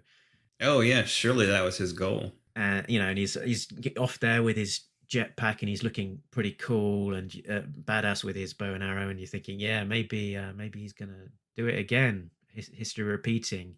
and then this Xandar interjection just taking him completely off track of where he was intending to go and what he was intending to do. So maybe it's doing something from that perspective. I like that line where Zartan leaves right after he's killed Xandar, because this... Do you? Yeah, because this battle now sort of means nothing to him, or... Yeah, it doesn't mean anything to him now. He's got a worldwide network of like biker gang guys to run, and he's sort of been out of the Joe Cobra conflict since the first issue, and sort of only gets pulled back in because Cobra Commander and or Destro sort of make threats or promise things, including this very arc where Destro says, "No, I need your help because Serpentor will come after you if we don't take care of him." Mm-hmm. So in terms of character motive, I'm very hard on Blaylock's writing.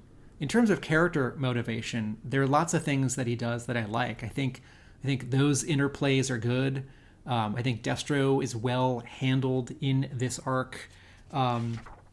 There's a moment that I didn't quite understand, and I wanted you guys to help me with it. So a couple pages into issue 25, the final chapter, Destro has changed into his gold helmet, and he radios Hawk, and he says, "Hawk, this is James Destro. My forces will reach the battle in less than 5 minutes. I'd like to consider you an ally. I would think our common foe would take priority over any grudge between us."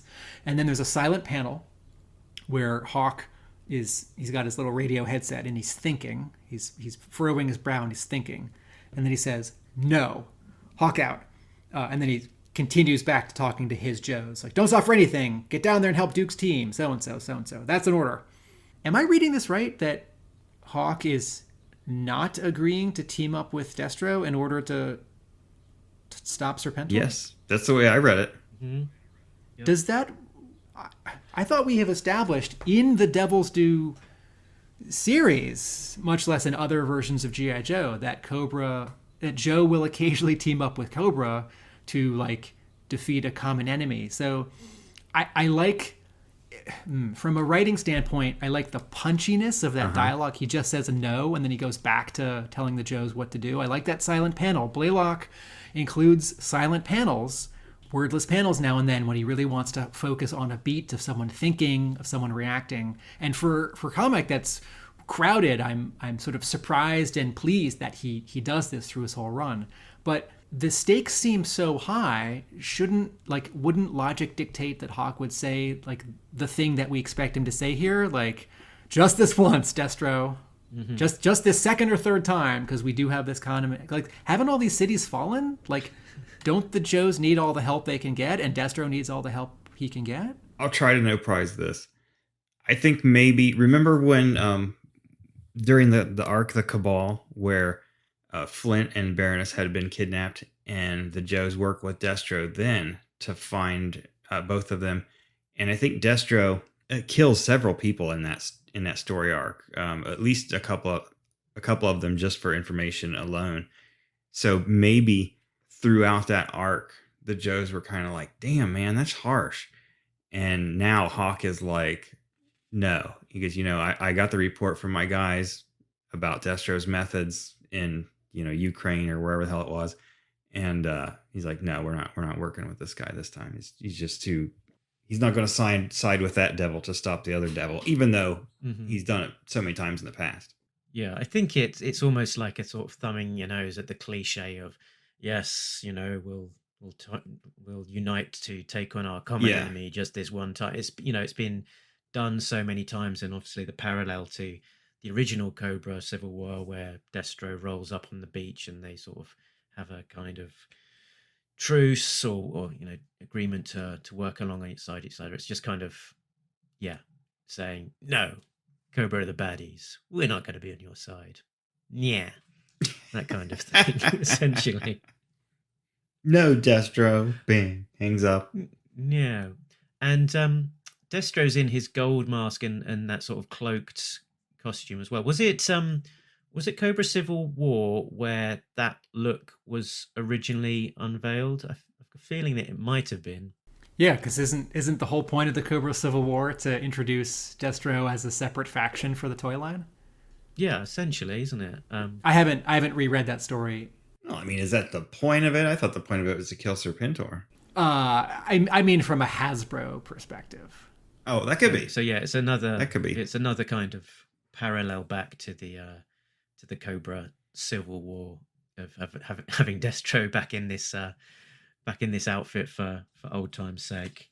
Also, yeah, parallel to Cobra Civil War is that at the end of end of 24, that there's that operations overview at the end of the book, which does a lot of heavy lifting of explaining, all of the Joes, what groupings they're using, who they're going, the general approach of the strategy of attacking Cobra Island.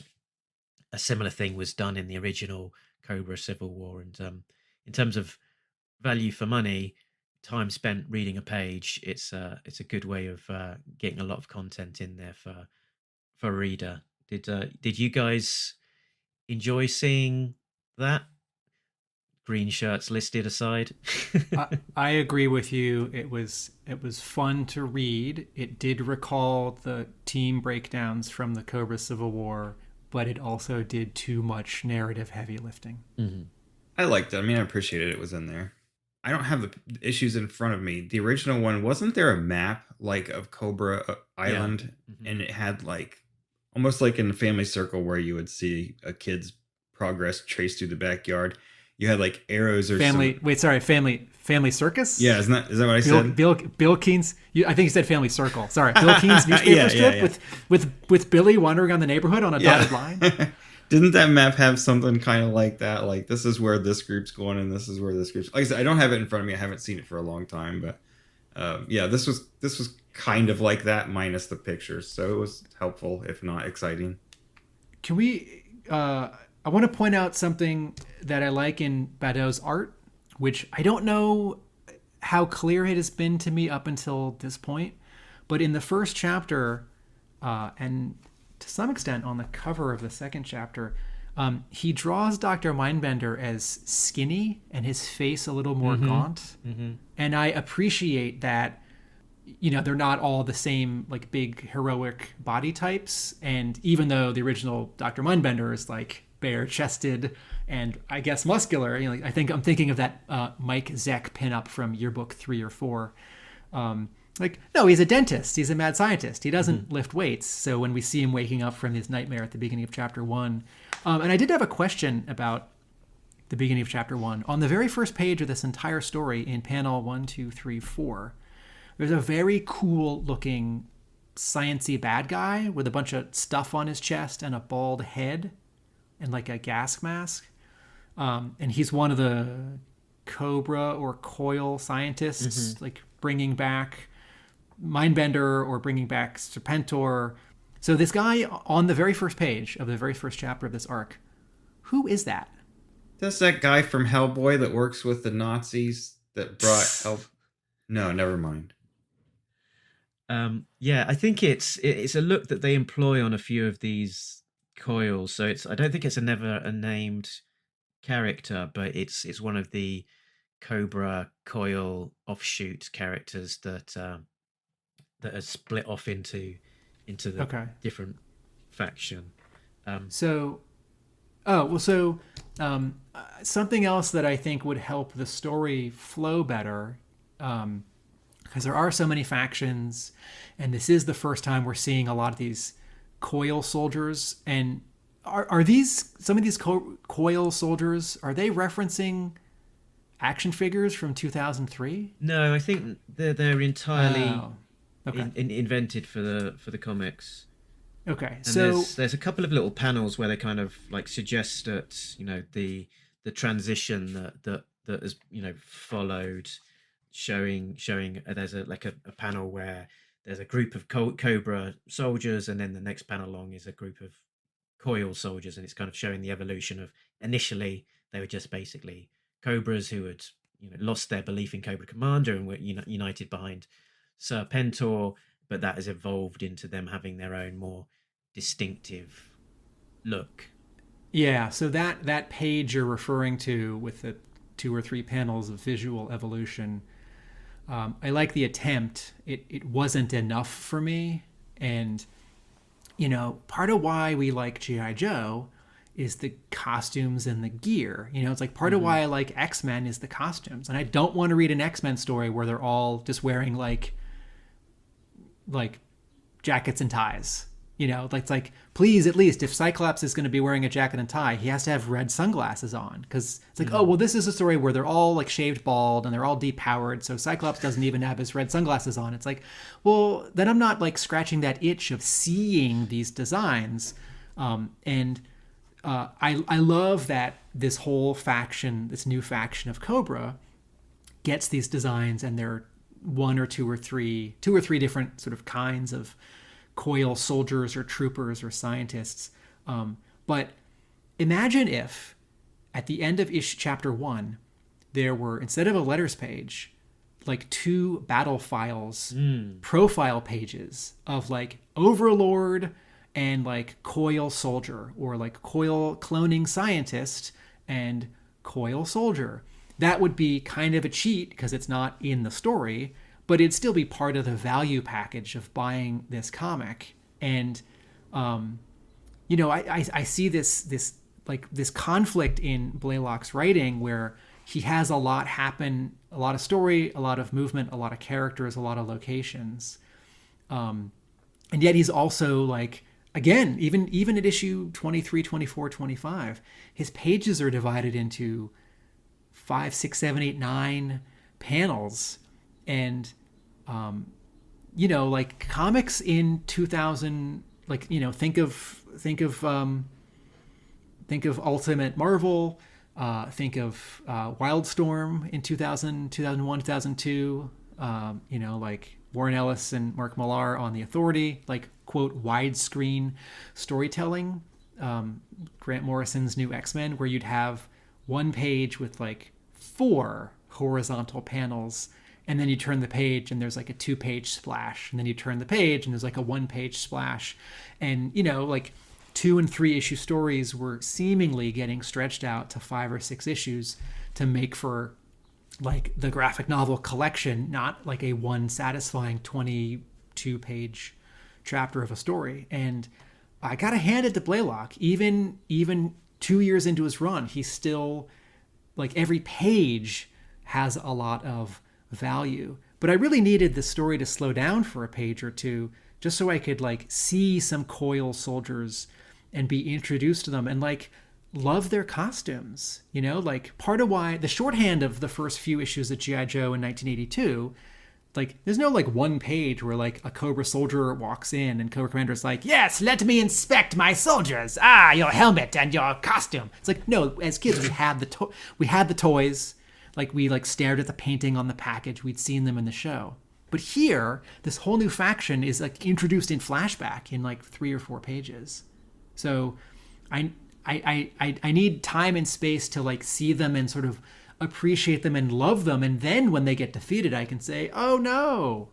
And a bit of a confusing flashback as well. So we start Cobra Island 4 years ago with them sort of doing something to Serpentor. Then it's present day, Dr. Mindbender having a nightmare. Then it's him sort of having a memory is part of his nightmare of him coming out of a tank, his cloned body, waking up. Then we're back in present day with him and the Serpentor clone kids. And then I think we're back on another flashback with Serpentor finally returning and coming out of his cloning device.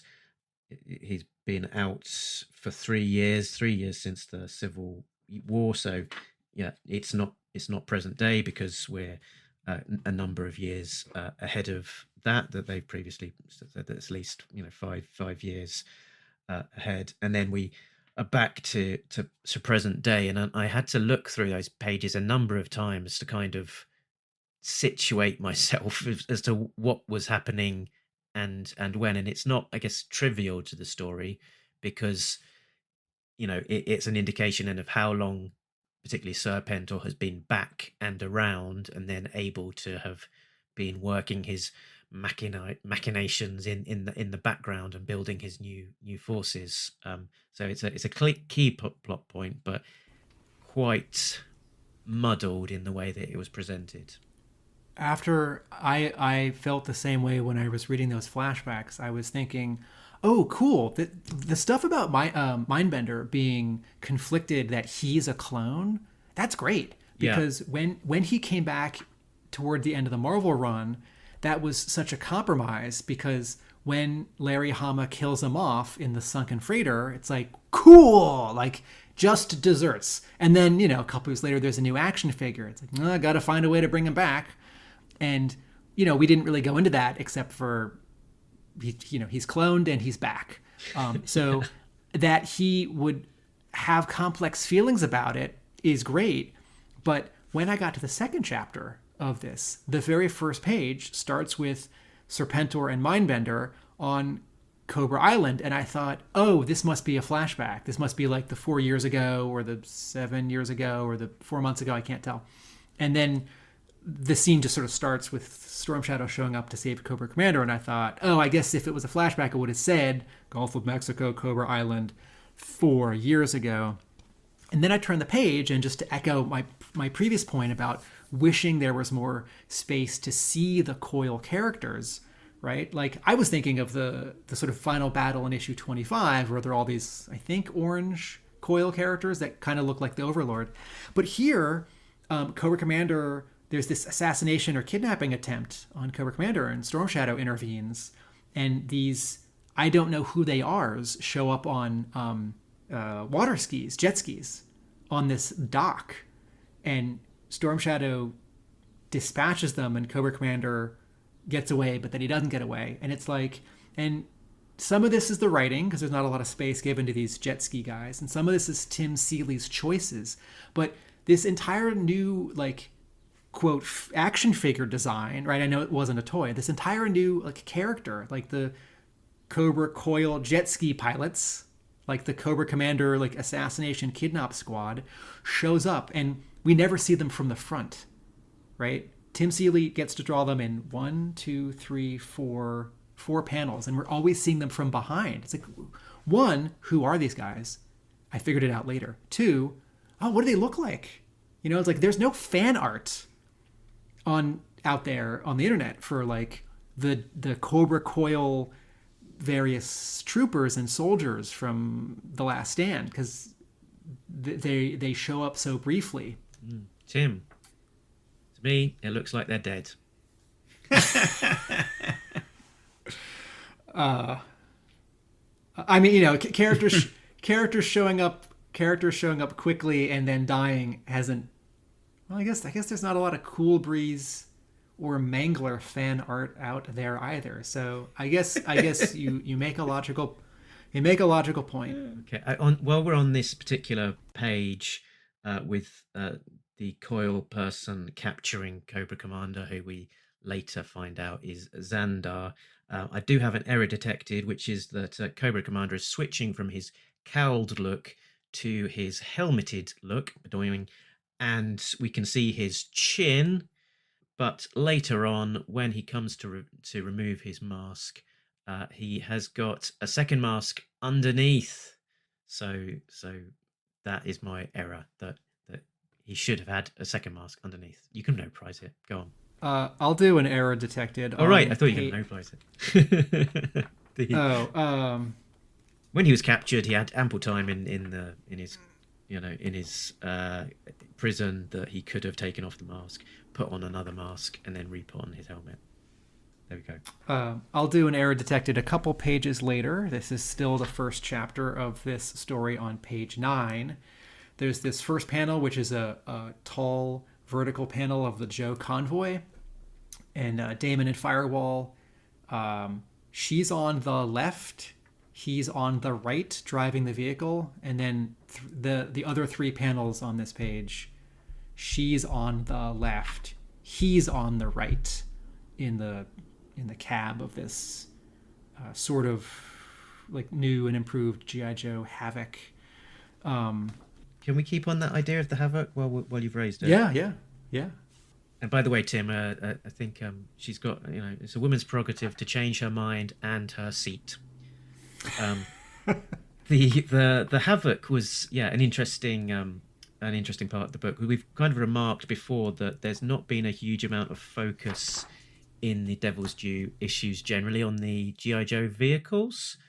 And there's a little bit more of that in these issues. We see quite a few vehicles crop up. There's this new designed version of the Havoc, which is kind of looking a little bit more like a real world vehicle to some degree. It's looking a little bit more armored. There's a part on the top, sort of a gun turret with an armored frontage onto it that Roadblock is behind. I know it's Roadblock because it says Roadblock across his chest. It looks, it's quite a satisfying update to the vehicle, at least to my eyes. And there's a few other vehicles that crop up. We've got the Stun that is used by the Cobra as a vehicle that hasn't had too much in the comics, and as a toy, it's just a bit weird the way that it sort of opens up the front of it for not a huge logical reason as to what that then achieves, whereas actually splitting it into two smaller vehicles kind of works. Yeah, there's not a huge payoff as far as the Stun opening up like that. No, it's kind of a weird vehicle, like you said. I had it. I enjoyed it though. I mean, it was it was a nice blocky little thing. It gave Cobra something other than the his tank, but not terribly practical. The scene here in this arc where the new Stun does show up and splits in half, I was a little confused because when we first see it, it's very small and it's in a very crowded, busy panel. And then a panel or two or three later, it has split. And I didn't know it could do that because I hadn't read Battle Files very carefully. And there's no panel where it actually splits. Yeah. And this is one of my rules for comics, and this comes from Transformers. If you are an artist drawing Transformers and a Transformer transforms, you have to draw them 3 times. You have to draw them in one mode, you have to draw them transforming, and you have to draw them in their other mode. And sometimes artists just draw them, and then like elsewhere in the panel, like in front of them, there's just a car, or the next panel, there's just a car or a plane. And I think, no, I need a little inset panel with like some arms and cockpits folding. So I really also like this. I know this comic series is not particularly toyetic because it's Blaylock just telling the story that he wants to tell, and only here and there referring to the toys, which was sort of up to him, as you demonstrated in some trivia in an earlier episode. Hasbro's not making him, but like, no, it's a cool thing. Call this out. Have a panel where the Stun driver is like, stuns, separate. Okay, so I have an error detected in the second chapter of this story on page 17. This is a scene I really like, by the way. Again, I'm very hard on Blaylock's writing, but I think this scene's great. Destro and Storm Shadow are standing in the doorway of a helicopter. Oh, yes. Destro's asking how involved Storm Shadow is going to be. I think Storm Shadow's dialogue is a little overdone here, right? Like, my body is willing, but my mind and my soul are tired. It's like, okay, I appreciate that you're referring back to how difficult the previous arc was. I'm still not really sold on, like, is he choosing to stay with Cobra? Is he still, like, half zapped by the brainwave scanner? But okay. I think the error detected here is in this large panel on the bottom of page 17 of issue 23. There's this word balloon. I'm leaving at the next rendezvous point, and it's pointing at Destro. I'm pretty sure that's Storm Shadow's dialogue. Yeah, I think you're right. So while we're talking about this page, actually, I'll probably call it out. I think this was my favorite line of dialogue. Storm Shadow says, "If you're questioning my loyalty, Destro, don't bother. My devotion to Cobra is as unbreakable as yours." And in my first reading of the issue, I was like, okay, that's Storm Shadow trying to, assuage Destro that he's still loyal, and he's saying that he's devoted. But he's saying it's unbreakable as yours, Destro.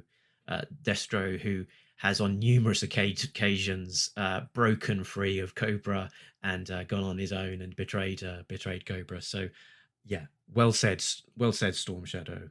And of course, you're above suspicion, just like I am. Putting words in his mouth there, but yeah, a sort of a bit more subtlety to the dialogue there. Do you think that was kind of a jab? Kind of like, yeah, well, I think so. We know how loyal you are. Yeah. So, yeah, I like that. Quote of the week, quote of the week, quote of the week, quote of the week, quote of the week, quote of the week, quote of the week. While we're doing favorite lines of dialogue, I'll do my favorite line of dialogue. Which don't take mine. Actually, I have a couple. Do yours first. I have to find mine. Let me see. The first one was just on one of the pages before that one, where Destro says to the Crimson Twins, "The two of you can barely stand to get your hands dirty when you're eating." That one made me laugh out loud. And then good line. And then in episode or issue 24, I'm not sure who it is. I don't think it's Lady J. It was a female character sitting at a desk, at a computer screen or something. And she said, "We're about to invade an island to stop some guy in a snake suit who may or may not be a clone of history's greatest conquerors. Put it like that, and there's really no need to worry, right?" And then also in that issue later, Zartan says about Cobra Commander, he goes, "Rescue him. I wouldn't spit on Cobra Commander if he were on fire." That was another great one. There were those couple spots that I thought were really funny. Laughed out loud when I was reading it. Yeah. And we've to be fair, we've not always necessarily even picked out favorite line of dialogue as we've been doing these. Yeah, well, I mean, and sometimes there's not. Like the first issue, there really wasn't anything that stood out, but yeah, it's noticeable here that we are seeing more dialogue that's going. Yeah, that's a nice piece of dialogue. Now at the end, yeah. Since so Jay, you did I steal one of yours? You and I had picked. Yeah, but that's okay. I think I've done that for you. I like that line. Destro's needling the twins. That was funny. And that that feels more like the cartoon, which is fine with me because I like them a lot in the cartoon and they're underused in the Marvel comic. But your other line from this, there's a green shirt at the G.I. Joe Los Angeles Bureau. That line that you just quoted. She does have a name because she has a name tag. Her name is Stanley. Oh, I missed that. See, the name tag didn't It's help. at the very bottom. It's at the very bottom of the panel. So my least favorite line of dialogue in this least arc favorite happens Ooh. to happen oh, no, because you make a new jingle.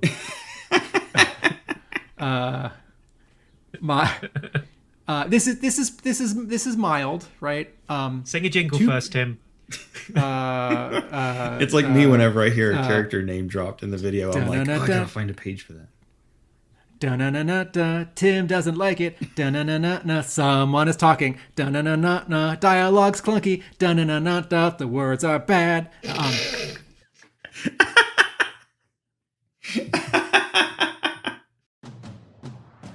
Tim doesn't like it. Someone is talking. Dialogue's clunky. The words are bad. All right, so 2 panels earlier, Duke is on a screen talking to these 2 Joe green shirts at a computer in the G.I. Joe Los Angeles Bureau. And so Duke's just gotten some bad news from the previous page, right? That like there are like rattlers in Los Angeles. And Duke continues at the top of page 2. "Damn it, we don't have time for this. What's the sit rep on your shutdown? We're going as fast as we can, Duke. Make it happen, soldier, now." He's like yelling at them. Like that doesn't. Like this doesn't feel like G.I. Joe, right? This like, is not the first time that Duke has screamed at a computer monitor, though, and told somebody to make it happen.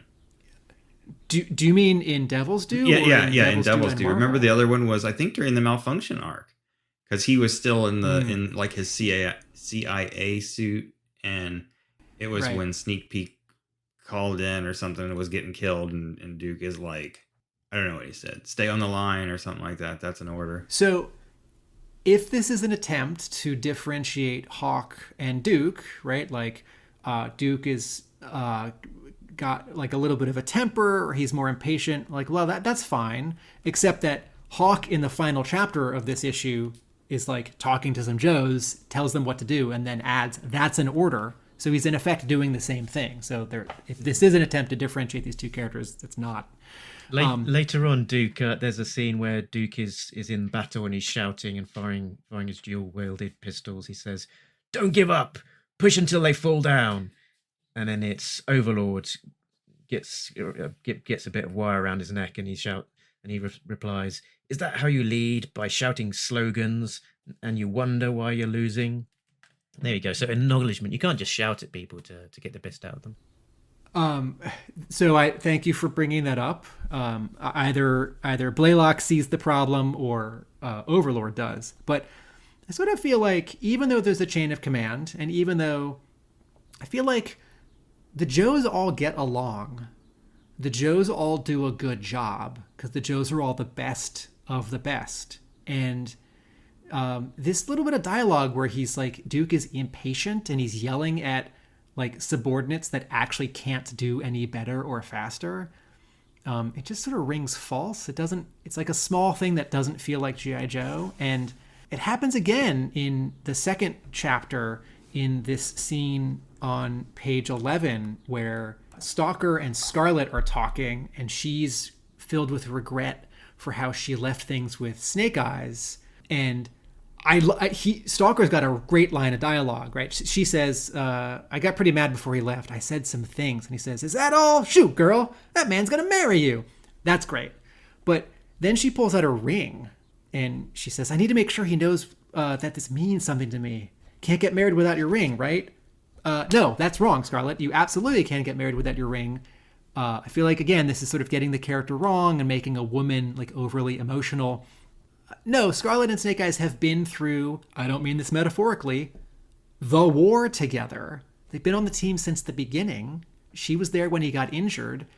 You know, I get it. She's upset that he's gone back on this mission when they're supposed to have this life together. I don't agree with that, but like, okay, that's where we are. But then sort of this icing on this, like this sour icing on this sour cake, like she pulls out the ring. It's like, no one cares about the ring. It's like, you guys have this like spiritual bond because you will always be there for him and he will always be there for you. You're going to rescue him. He's going to rescue you, your family. It's not the wolves. Your family's the other Joes. Like, who cares about a freaking ring?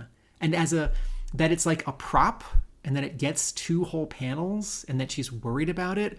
Ugh.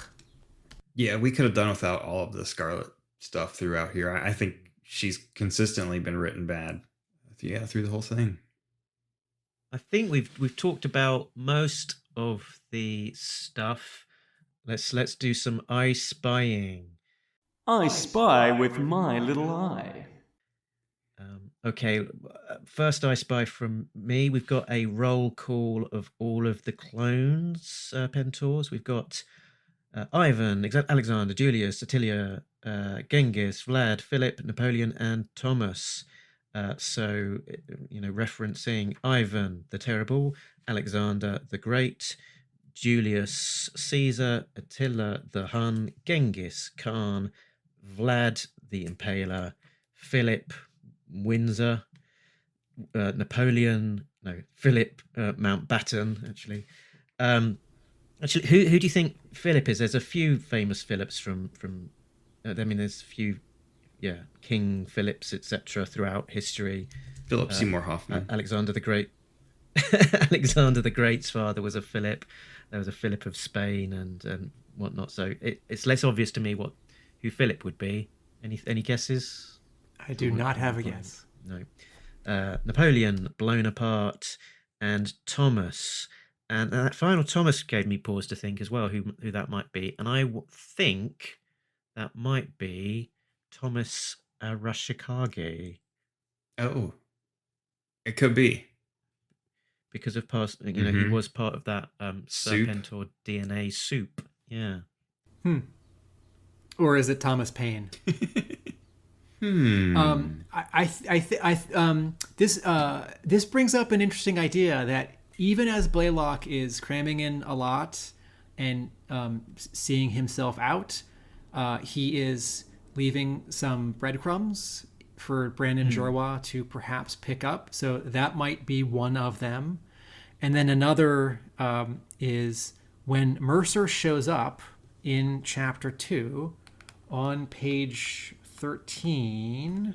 Hawk opens up a high security door and brings Duke into a little, what looks like interrogation room. And Hawk says, "I'm sure you remember Mercer." And Mercer says, "Hello, boys. Surprised you could find me." And then Duke or Hawk, I guess Hawk, sort of as a snippet of continuing dialogue over the next panel where the scene cuts somewhere else, says, "We can discuss that later. Right now, we need to talk about Cobra Island." So this indicates that there was or will be more story with Mercer getting found. May just be a throwaway line. It's like, "Oh, you easily got all the other Joes to come back when you reactivated them, and I was harder to find or come back." But this also seems to allude to a potential issue of Frontline or something. Mm-hmm. Yeah, I'm sure you remember Mercer. Yeah, I watched G.I. Joe the movie like everyone else. Yeah, exactly. My I Spy, I have two. One is at the end of the first. You guys might not have this if you're reading online or in a graphic novel. At the end of the first chapter is an ad for Rhino Home Video's Transformers Season 3 DVDs, which I worked on in a tiny capacity, and my name's on the back of the package.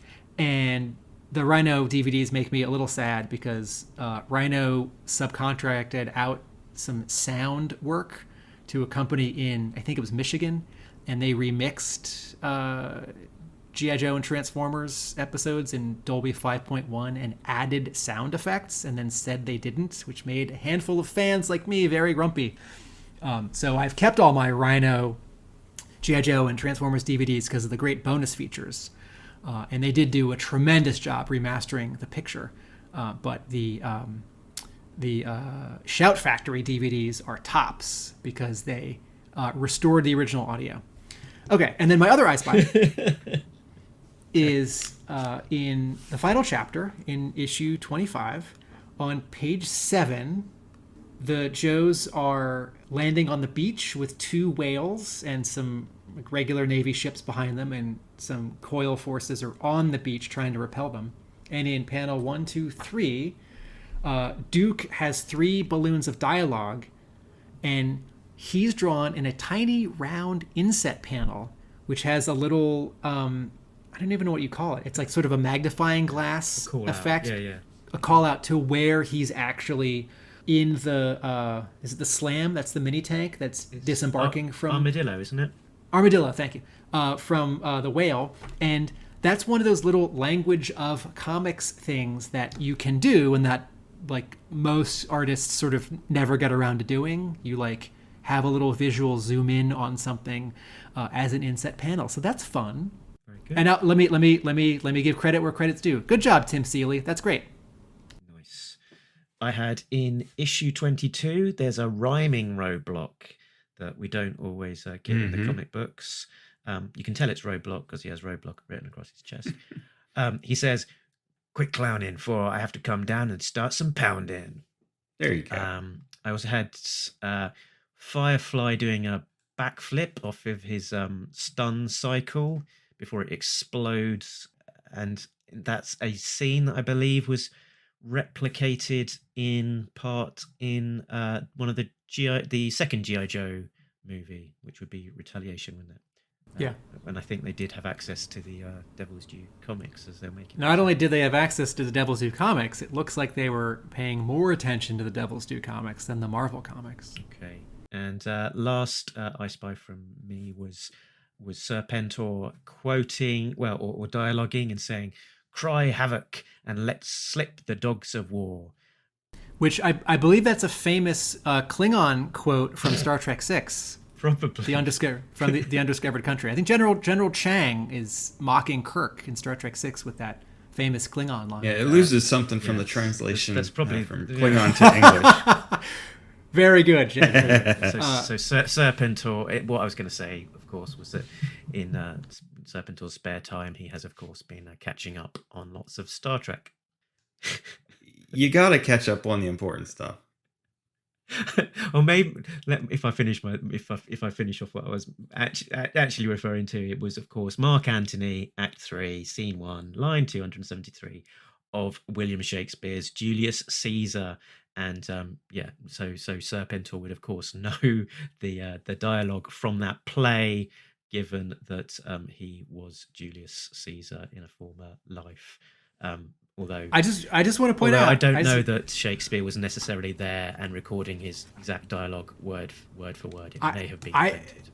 You know what? I'm going to push back, Mark. I think this definitely is a Star Trek reference and not a Shakespeare reference, because this is important, and you're wrong. On the very final page of this entire story, when we see the clones, in the fourth to last panel, the clones are like getting tested and they're going to get like put in families. One of them is playing with a Starship Enterprise toy. Okay. So Serpentor very much does have Star Trek on the brain. Jay, do you have an I Spy? Because I have one more. In the scene in 23, when Serpentor had leaked location of Cobra bases to Joe's, and Joe's were going around and cleaning up the Cobra bases. One of the ones that they rounded up was in a place called, I think it's Delhi Hills, which is where issues 14 to 15 took place. So they were much better finding the Cobras the second time in their visit there than they were the first time. And my second I Spy is, I think it's like 4 pages from the very end. Maybe, let's see, 1, 2, 3. No, 3 pages. We get a wide shot there with some Joes that we haven't seen before. We've got Repeater, who was always one of my favorites. And then we've got Paladin from The Amazing Spider-Man standing by Lady J. And I think that's Eminem in the back. Wow. But it's nice to see Repeater, all kidding aside. Speaking of things showing up where they shouldn't, like recording stars and Marvel characters. I have one more error detected, and that is that there is a letter printed in issue 24, which is a reprint of a letter that was printed in issue 23. Oh no, that's bad. Okay, my final I Spy. Is it at least a complimentary letter? Yeah, I mean they all are. Actually, one of my sort of top-down views, because I read the letters because I'm reading the issues, right, not the collections, is that half the letters seem to be someone saying this is great, and half letters seem to be someone saying this is great. Here's some things that really bug me, but this is really, really great. And I'm sort of waiting for one of these letters to sound more like my letter, where the person says this is really bugging me, and they just stop writing. They don't then go back and say, but I still really, really like it. Because in a couple of letters, the people, like 1 or 2 letters are like, I don't like the story and there are too many characters, but I love this series. It's like, well, what else is there? Okay. My final I Spy is on the last page of this entire series, this entire arc. First panel is Hector Ramirez, a news reporter from the Sunbow episodes. Oh, yeah. He's not called out here. He has a lower third, which says WWH 20 questions, right? So we know the name of the show, we know the name of the network, but the letterer did not comp his name into that orange rectangle where the newscaster's name would go. When I was flipping through this paperback, I saw his picture in there, and it stuck out to me as, oh, there's the Hector Ramirez character from the 20 questions episode. I should also point out that there's a character who is just like Hector Ramirez in the Deke episodes, who has a different name, who is very clearly just meant to be. It was just meant to be Hector Ramirez. I have a feeling that we saw Hector Ramirez crop up earlier on in the issues as well. Oh yeah, is he in issue 4? Does he do some of the recap at the end of? Maybe he was. Is he the guy who's like, the good guys sure saved the day against those microscopic robots that Tim can't see? I think so. One small error detected. I Spy as combined. In issue 22, we have got Lifeline with a gun. What do you guys think about that? Is it canon in the comics, or is that just from the show? It's from the comics. There's that special missions issue. Oh, right, of course. Issue The 4. action figure came with a gun, though. Yeah, I mean, why did they? I think I understand why they made him. I think from a anti-gun, and maybe it shoots medicine. Jay, have you thought about that? It's a tranquilizer gun. I think marketing at Hasbro in 1986 knew that if they released a figure that came with a backpack and a briefcase and no gun, kids wouldn't buy it. Yeah, because these are action characters who have weapons, and it butts up against the character logic that we see in the fiction. I have a small error detected in the final chapter, a couple pages in. The letter I.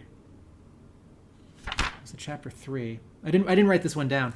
The letter I with serifs, right? The little horizontal lines at the top and the bottom of an I, appear again in dialogue and narration where it's words that aren't just the word I by themselves, right? And in our first 1 or 2 episodes for Disavowed, I complained about how, as a rule for lettering, if the word I, just the letter I, like I, me, my, is by itself, it should have serifs, and if it's in a word like interim or interior or hair, the I should not have serifs, and serifs show up again here. Are we all done with our spying? Jay, was there? Oh wait, there's there's one last I Spy.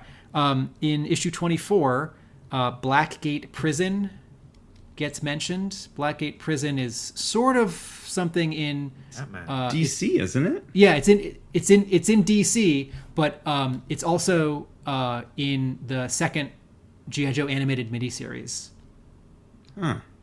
When Zartan on the Chameleon rescues Cobra Commander and the Baroness is in disguise inside. Oh yeah. There's a prison in the swamp, yeah. Right? Like sort of like in the water. That's Blackgate Prison. So once again, the Devil's Due comic is mixing the animated, and then also in issue 24, Serpentor at the end of his speech yells, "This I command," which is what he said in the cartoon, and you can see this, one, as another small reference to the cartoon, and two, Blaylock sort of holding back, and I appreciate this. Like, what is Serpentor's slogan? What does he say too much in the cartoon? What becomes sort of like silly and eye-rolling, like, "This I command!" And what does he only do one time in this whole arc? Say, "This I command." I hadn't even spotted that one. So, and then I wanted to point out one more thing that I like about this arc, because I'm very hard on Blaylock's writing. Cobra Commander is pretty awesome as and after he breaks out of prison. That the two Coil guys get shocked when trying to pull his helmet out, right? Which we have seen in the animation, and it releases gas in the comics, in the Marvel comics, right? So we know the Cobra Commander, and then is it in the file card of Battle Armor Cobra Commander? I forget. But we've seen in the fiction, Cobra Commander does not easily get unmasked. So he takes out these two guards. He grabs their shocking baton. He very quickly teams up with the Joes, but says something sort of uncaring. And then he goes back in to deal with Serpentor, which is cool and badass. And despite having been beaten up, he's still mean and in control and brave. And he's going to get his command back. And he calls Destro, and they're arranging it. So I like how Cobra Commander is, particularly in the final issue and a half of this arc. Yeah, he's caught up in an explosion, the one that knocks Snake Eyes on his ass, and he gets a shard of glass or metal embedded in his hand, so it's part of it is coming through the other side through his palm, and he then uses that jagged metal that's embedded in his hand to off one of the Serpentor's goons. So yeah, pretty brutal stuff. But I do find the visual storytelling of that grenade with the Joes like coming up the stairwell and there's a door and Cobra Commander and Snake Eyes are somewhere in the door, out the door, at the top of the stairs. Yeah. I couldn't follow that scene. So two steps forward, one step back for me, always. Okay, are we done talking this issue? Yeah. I think so. Okay, so let's Yojoage. That's not a thing. Let's give some Yojo ratings. I want to be positive.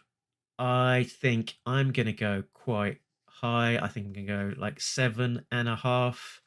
I think, as we've talked about, this arc is by no means perfect. There are a few things that irk me about it, but in terms of the sheer ambition, which largely succeeds, I liked it. I did go back and reread it multiple times, in part because I found some of it a little bit confusing, but in part as well that I enjoyed it and felt like it was worth reading through multiple times to pick out some of maybe the details that I didn't spot first time round. So yeah, slightly mixed sort of feelings towards it, but generally I think positive and enthusiastic about it. I give this a 5. Badeau's art, we're off to a good start. Some intriguing stuff with cloning, and I don't love how Serpentor came back in the IDW run. This works better for me as a comparison. Still too much going on, but I'm intrigued. Echoes of the Cobra Civil War, but some confusing visual storytelling, lots of really underwhelming art, panels that just sort of, panels and poses and expressions that have no heft and just sort of sit there. I'm much more interested in the version of this story where everyone acts in character, half as much happens, and it gets 1 or 2 more issues. Don't think I can argue with that. I'm much more interested in this version of the story that's drawn by Steve Epting. I'm going to give this... You can't say that. I can't? No. I'm going to give... You can't just say, this would be better if it was drawn by my favourite artist. It would be. Of course it would. It would be. It totally would be. Strike that from the records. Objection. Sustained. Sustained. Yeah, objection, Your Honor. Prosecution's leading the witness. I'm going to go 6. I just didn't enjoy this one all that much. Like I said, told Tim, I think it was just disappointing after how high we all were on 20 and 21, how good those issues were. Badeau drew the first issue in this, which I think was probably on par with his artwork in issue 20. But like most of the artwork in these 4 issues, it was just buried under the atrocious coloring. And that really, I mean, it was at least a 1 Yojo Cola rating for me because of color alone, if not 2. Yeah, there was just too much stuff going on that we didn't get to see. It would have been an incredible story, seeing all those cities getting taken over and stuff. But we didn't see it. It all happened, and we were just told that it happened off panel. So it really killed a lot of the momentum and the awe that you could have had in that final issue. The last 2 issues when Serpentor came out and attacked like the world, that should have been this epic. Like you guys mentioned, Brian Hitchin, and I think you said that, and Planetary and Authority with the widescreen kind of, storytelling. That's what this should have been. That's what those early issues when the Cobras were attacking should have been. And it wasn't. We didn't even see most of that stuff. What we got was a lot of panels of mid-level shots and close-up shots of people and word balloons and captions telling us what was going on. So just wasn't as strong in the execution as the last 2 issues that we read were. I don't know. I feel like, Tim, I think Tim mentioned earlier, like maybe these are seeds. Some of these are seeds that Blaylock's planning for the next writer. And I kind of thought about that the other day after I read this the first time, and I thought, well, this is such a big story idea that there's not a lot of, where do you go from here? You know what I mean? It's like, this is a big, huge kind of finale story. And I think, it's just, I'm not sure where they go from here. I'm not sure where a new guy comes in and picks up after something so monumental has happened. And the fact that I don't know, the art was not great, so it didn't seem monumental when we read it. It wasn't as monumental as it could have been and should have been. So, yeah, it was disappointing overall. For me, there's a panel in the final chapter that encapsulates my reaction to the entire arc. It's the panel where Serpentor is falling after Cobra Commander has kicked him. So, first panel of page 23. To Jay's point just now, the water under Serpentor is overcolored, the rocks above and below overcolored, right? Far too much texture, far too busy sort of competing with focus. And then Serpentor himself, there are at least 15 little highlights on the sort of green aqua parts of his costume, and then also highlights on the orange armor. And in terms of like cramming in too much, right? Like Serpentor is falling, and this is what he's saying as he's falling over a waterfall.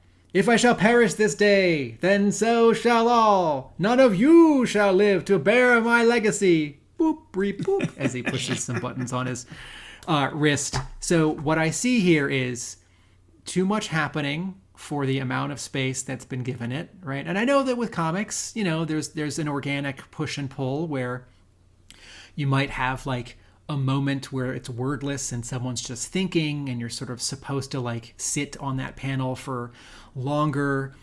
Sometimes you have like moment to moment panel transitions where or like action to action, someone like their hand is on a door and then their hand is like opening the door. And other times you cut from one panel to the next and it's like cutting across the room, cutting across the continent.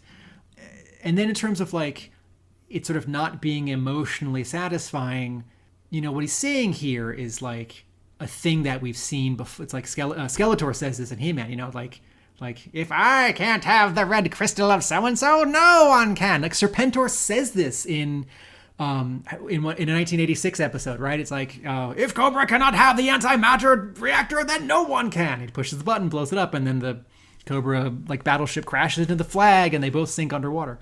Anyway, also, if I can't have my clone children things, then no one shall.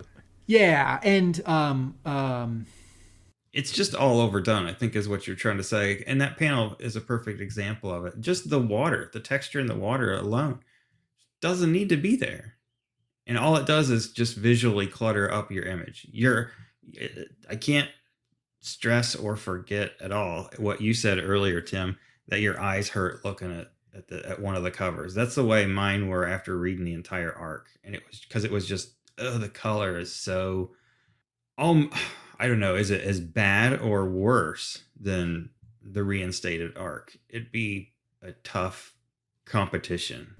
As a comparison, I want to go back to issue 5, which Blaylock wrote, right? It was a fill-in. It was fill-in art. It was fill-in art, but it wasn't fill-in script. Mm-hmm. And I didn't think that issue was amazing. But as a comic book, as a narrative, it functions really well. And it's got one guy and, a motorcycle chase and fills in some backstory. And I think what the Blaylock run demonstrates to me is that less is more, right? When Blaylock is writing a 2-issue arc with 7 or 8 characters, right? Issues 20 and 21, even where he's dealing with leftover story elements from the Marvel run, right? Storm Shadow is brainwashed, and it's like an extra thing to juggle. He does better with it. When he's doing the really big stuff, it feels like it wants to be a 5-part miniseries in the animated show. G.I. Joe is really crowded, and just G.I. Joe and Cobra is really crowded. And once you also introduce, the October Guard and Destro and the Coil, and like not just like Joe headquarters and Cobra headquarters, but like several different Joe headquarters and also like 5 world capitals. So, I think of Mark's word from his Joeage score, ambitious and So, Serpentor falling. Let's do innuendo. This has been a long episode. Let's have some levity. We could use a laugh. Okie dokie. Serpentor gets a lot of hate online, I think, but I love that original design. And the original figure was just fantastic. It's not whatever you think of the sci-fi storyline, but just that character and the original design, the air chariot, everything about it was just so cool. Serpentor is awesome and makes for a great dynamic in the story. Yeah. I didn't like the costume in this, the way that the updated costume. Oh yeah, we didn't talk about that. Oh, well. Never mind. I don't love it, but I think they're allowed to update it. Yeah. I think the face mask is cool, but I think it adds it makes him more like Cobra Commander in that you can't see his face and you want to see Serpentor's face. I feel like the rules of Serpentor is that because he's yelling this I command, I feel like we're supposed to always see his face. And Cobra Commander, we're not supposed to see his face. So from a character design perspective, I feel like that black face mask, it's cool looking, but it sort of breaks the rule for the character. Innuendo.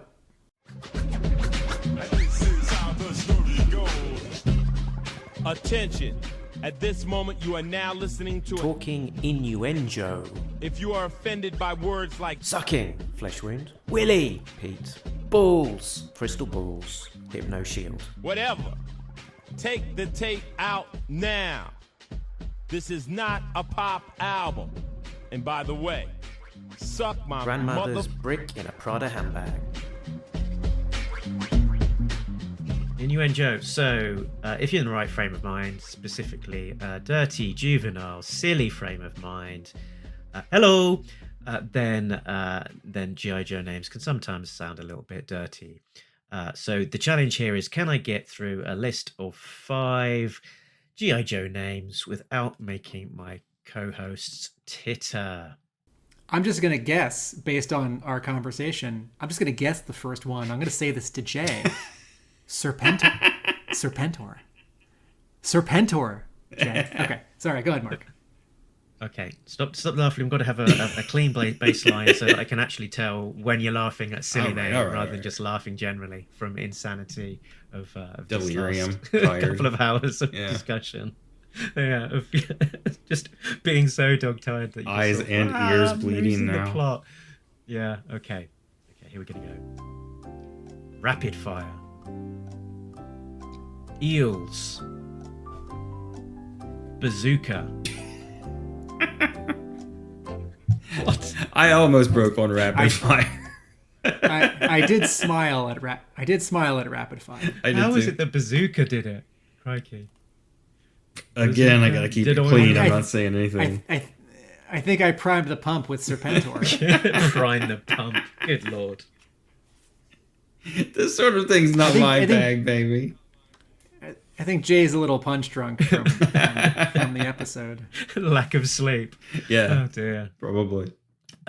Yeah, I was building up to a really good number 5 as well there, so we'll have to resume. Keep that one in the box for next time, I guess. Yeah, keep the powder dry on that one. Okie dokie. So I think that's us all done. Next time on Talking to Joe Disavowed, we won't be moving straight on to the next issue, which would be issue 26. We will be circling back and covering some of the other fine content from the Devil's Due folks. So we will be having Frontline to cover, the opening arc there from returning legend Larry Hama. But before then, to cover off the Josh Blaylock era, I wanted to dip our toes into G.I. Joe versus Transformers and cover off the first miniseries written by the man himself. Sound good to you guys? Yeah. Yeah. I haven't read that one before either, so that's cool. It's a 6-issue arc So either we'll have to break it into 2 episodes, or you guys will have to interrupt me every time I start talking and go on for more than like 1 minute, so that we can move on to what you have to say and then another topic. Because I know We'll allow you 2 things to talk about. Would you say we need an egg timer for when we start talking, or almost like the chess game with the timer? Yeah. Yeah, or at least disavow you from talking about colors and the shape of the letter I as it appears on the page. Nope. Surely my graphic designer friends are grateful when I bring up those things. Surely all two of them. One thing I would like to do in particular when we were covering the frontline issues, and I'm sure that we will, but I just want to say it now so I don't forget about it, is kind of maybe say like these came out at the same time that these other issues of the main series were being published, or give the listeners some context. Some context, of what else was coming out, or where the main series was, because you guys mentioned the Chuckles arc earlier, and I wanted to ask if that was something that had been published before he died in number 25, or whether what the it came out before. was. It came out beforehand. It was I want to say like early teens or something like that. Okay. So in this publishing time. So Frontline issue 18, I think, coincided with around about the end of it was around about the same issue as 25, and was so I think it was just Chuckles in the last few arc months of before. That? Yeah, so I think I think it was a few months. Chuckles' arc would have been a few months before the start of issue 22, so it would have been relatively fresh. I think they tried to publish it. They did something weird with it, like publishing it bi-weekly or weekly or something like that when it came out. And this 6-issue G.I. Joe versus the Transformers Volume 1 miniseries is published roughly at the same time as Blaylock's final arc. Yeah. It looks, because the issue 25 of G.I. Joe, Blaylock's final issue, has an ad for the final issue of G.I. Joe versus Transformers coming like the next month. And then we've also got our regular show where we're covering A Real American Hero issues from IDW as they come out. And we're continuing to cover the exciting new arc, Murder by Assassination.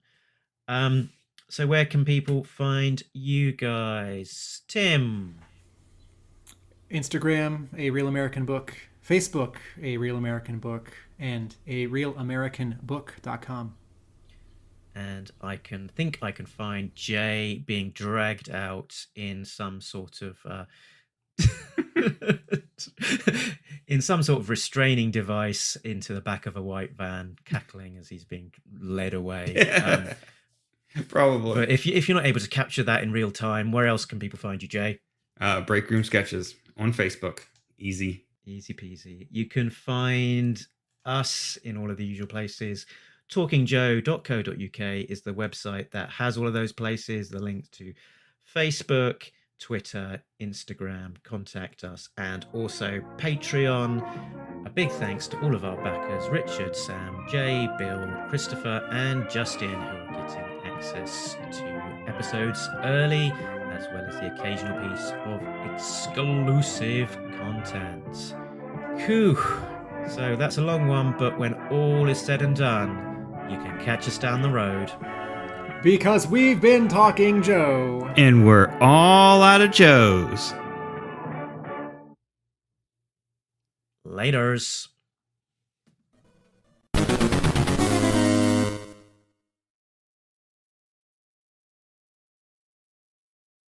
Yeah, should have expected it to be long, and it was. But you know what? I think the way to promote this is that just as issue 25 is oversized with extra pages, oversized episode. We should have called this out. They didn't raise the cover price. The episode is ours oversized cost the same with extra. Too, yeah, we haven't raised our cover price either. Our episode is oversized with extra minutes.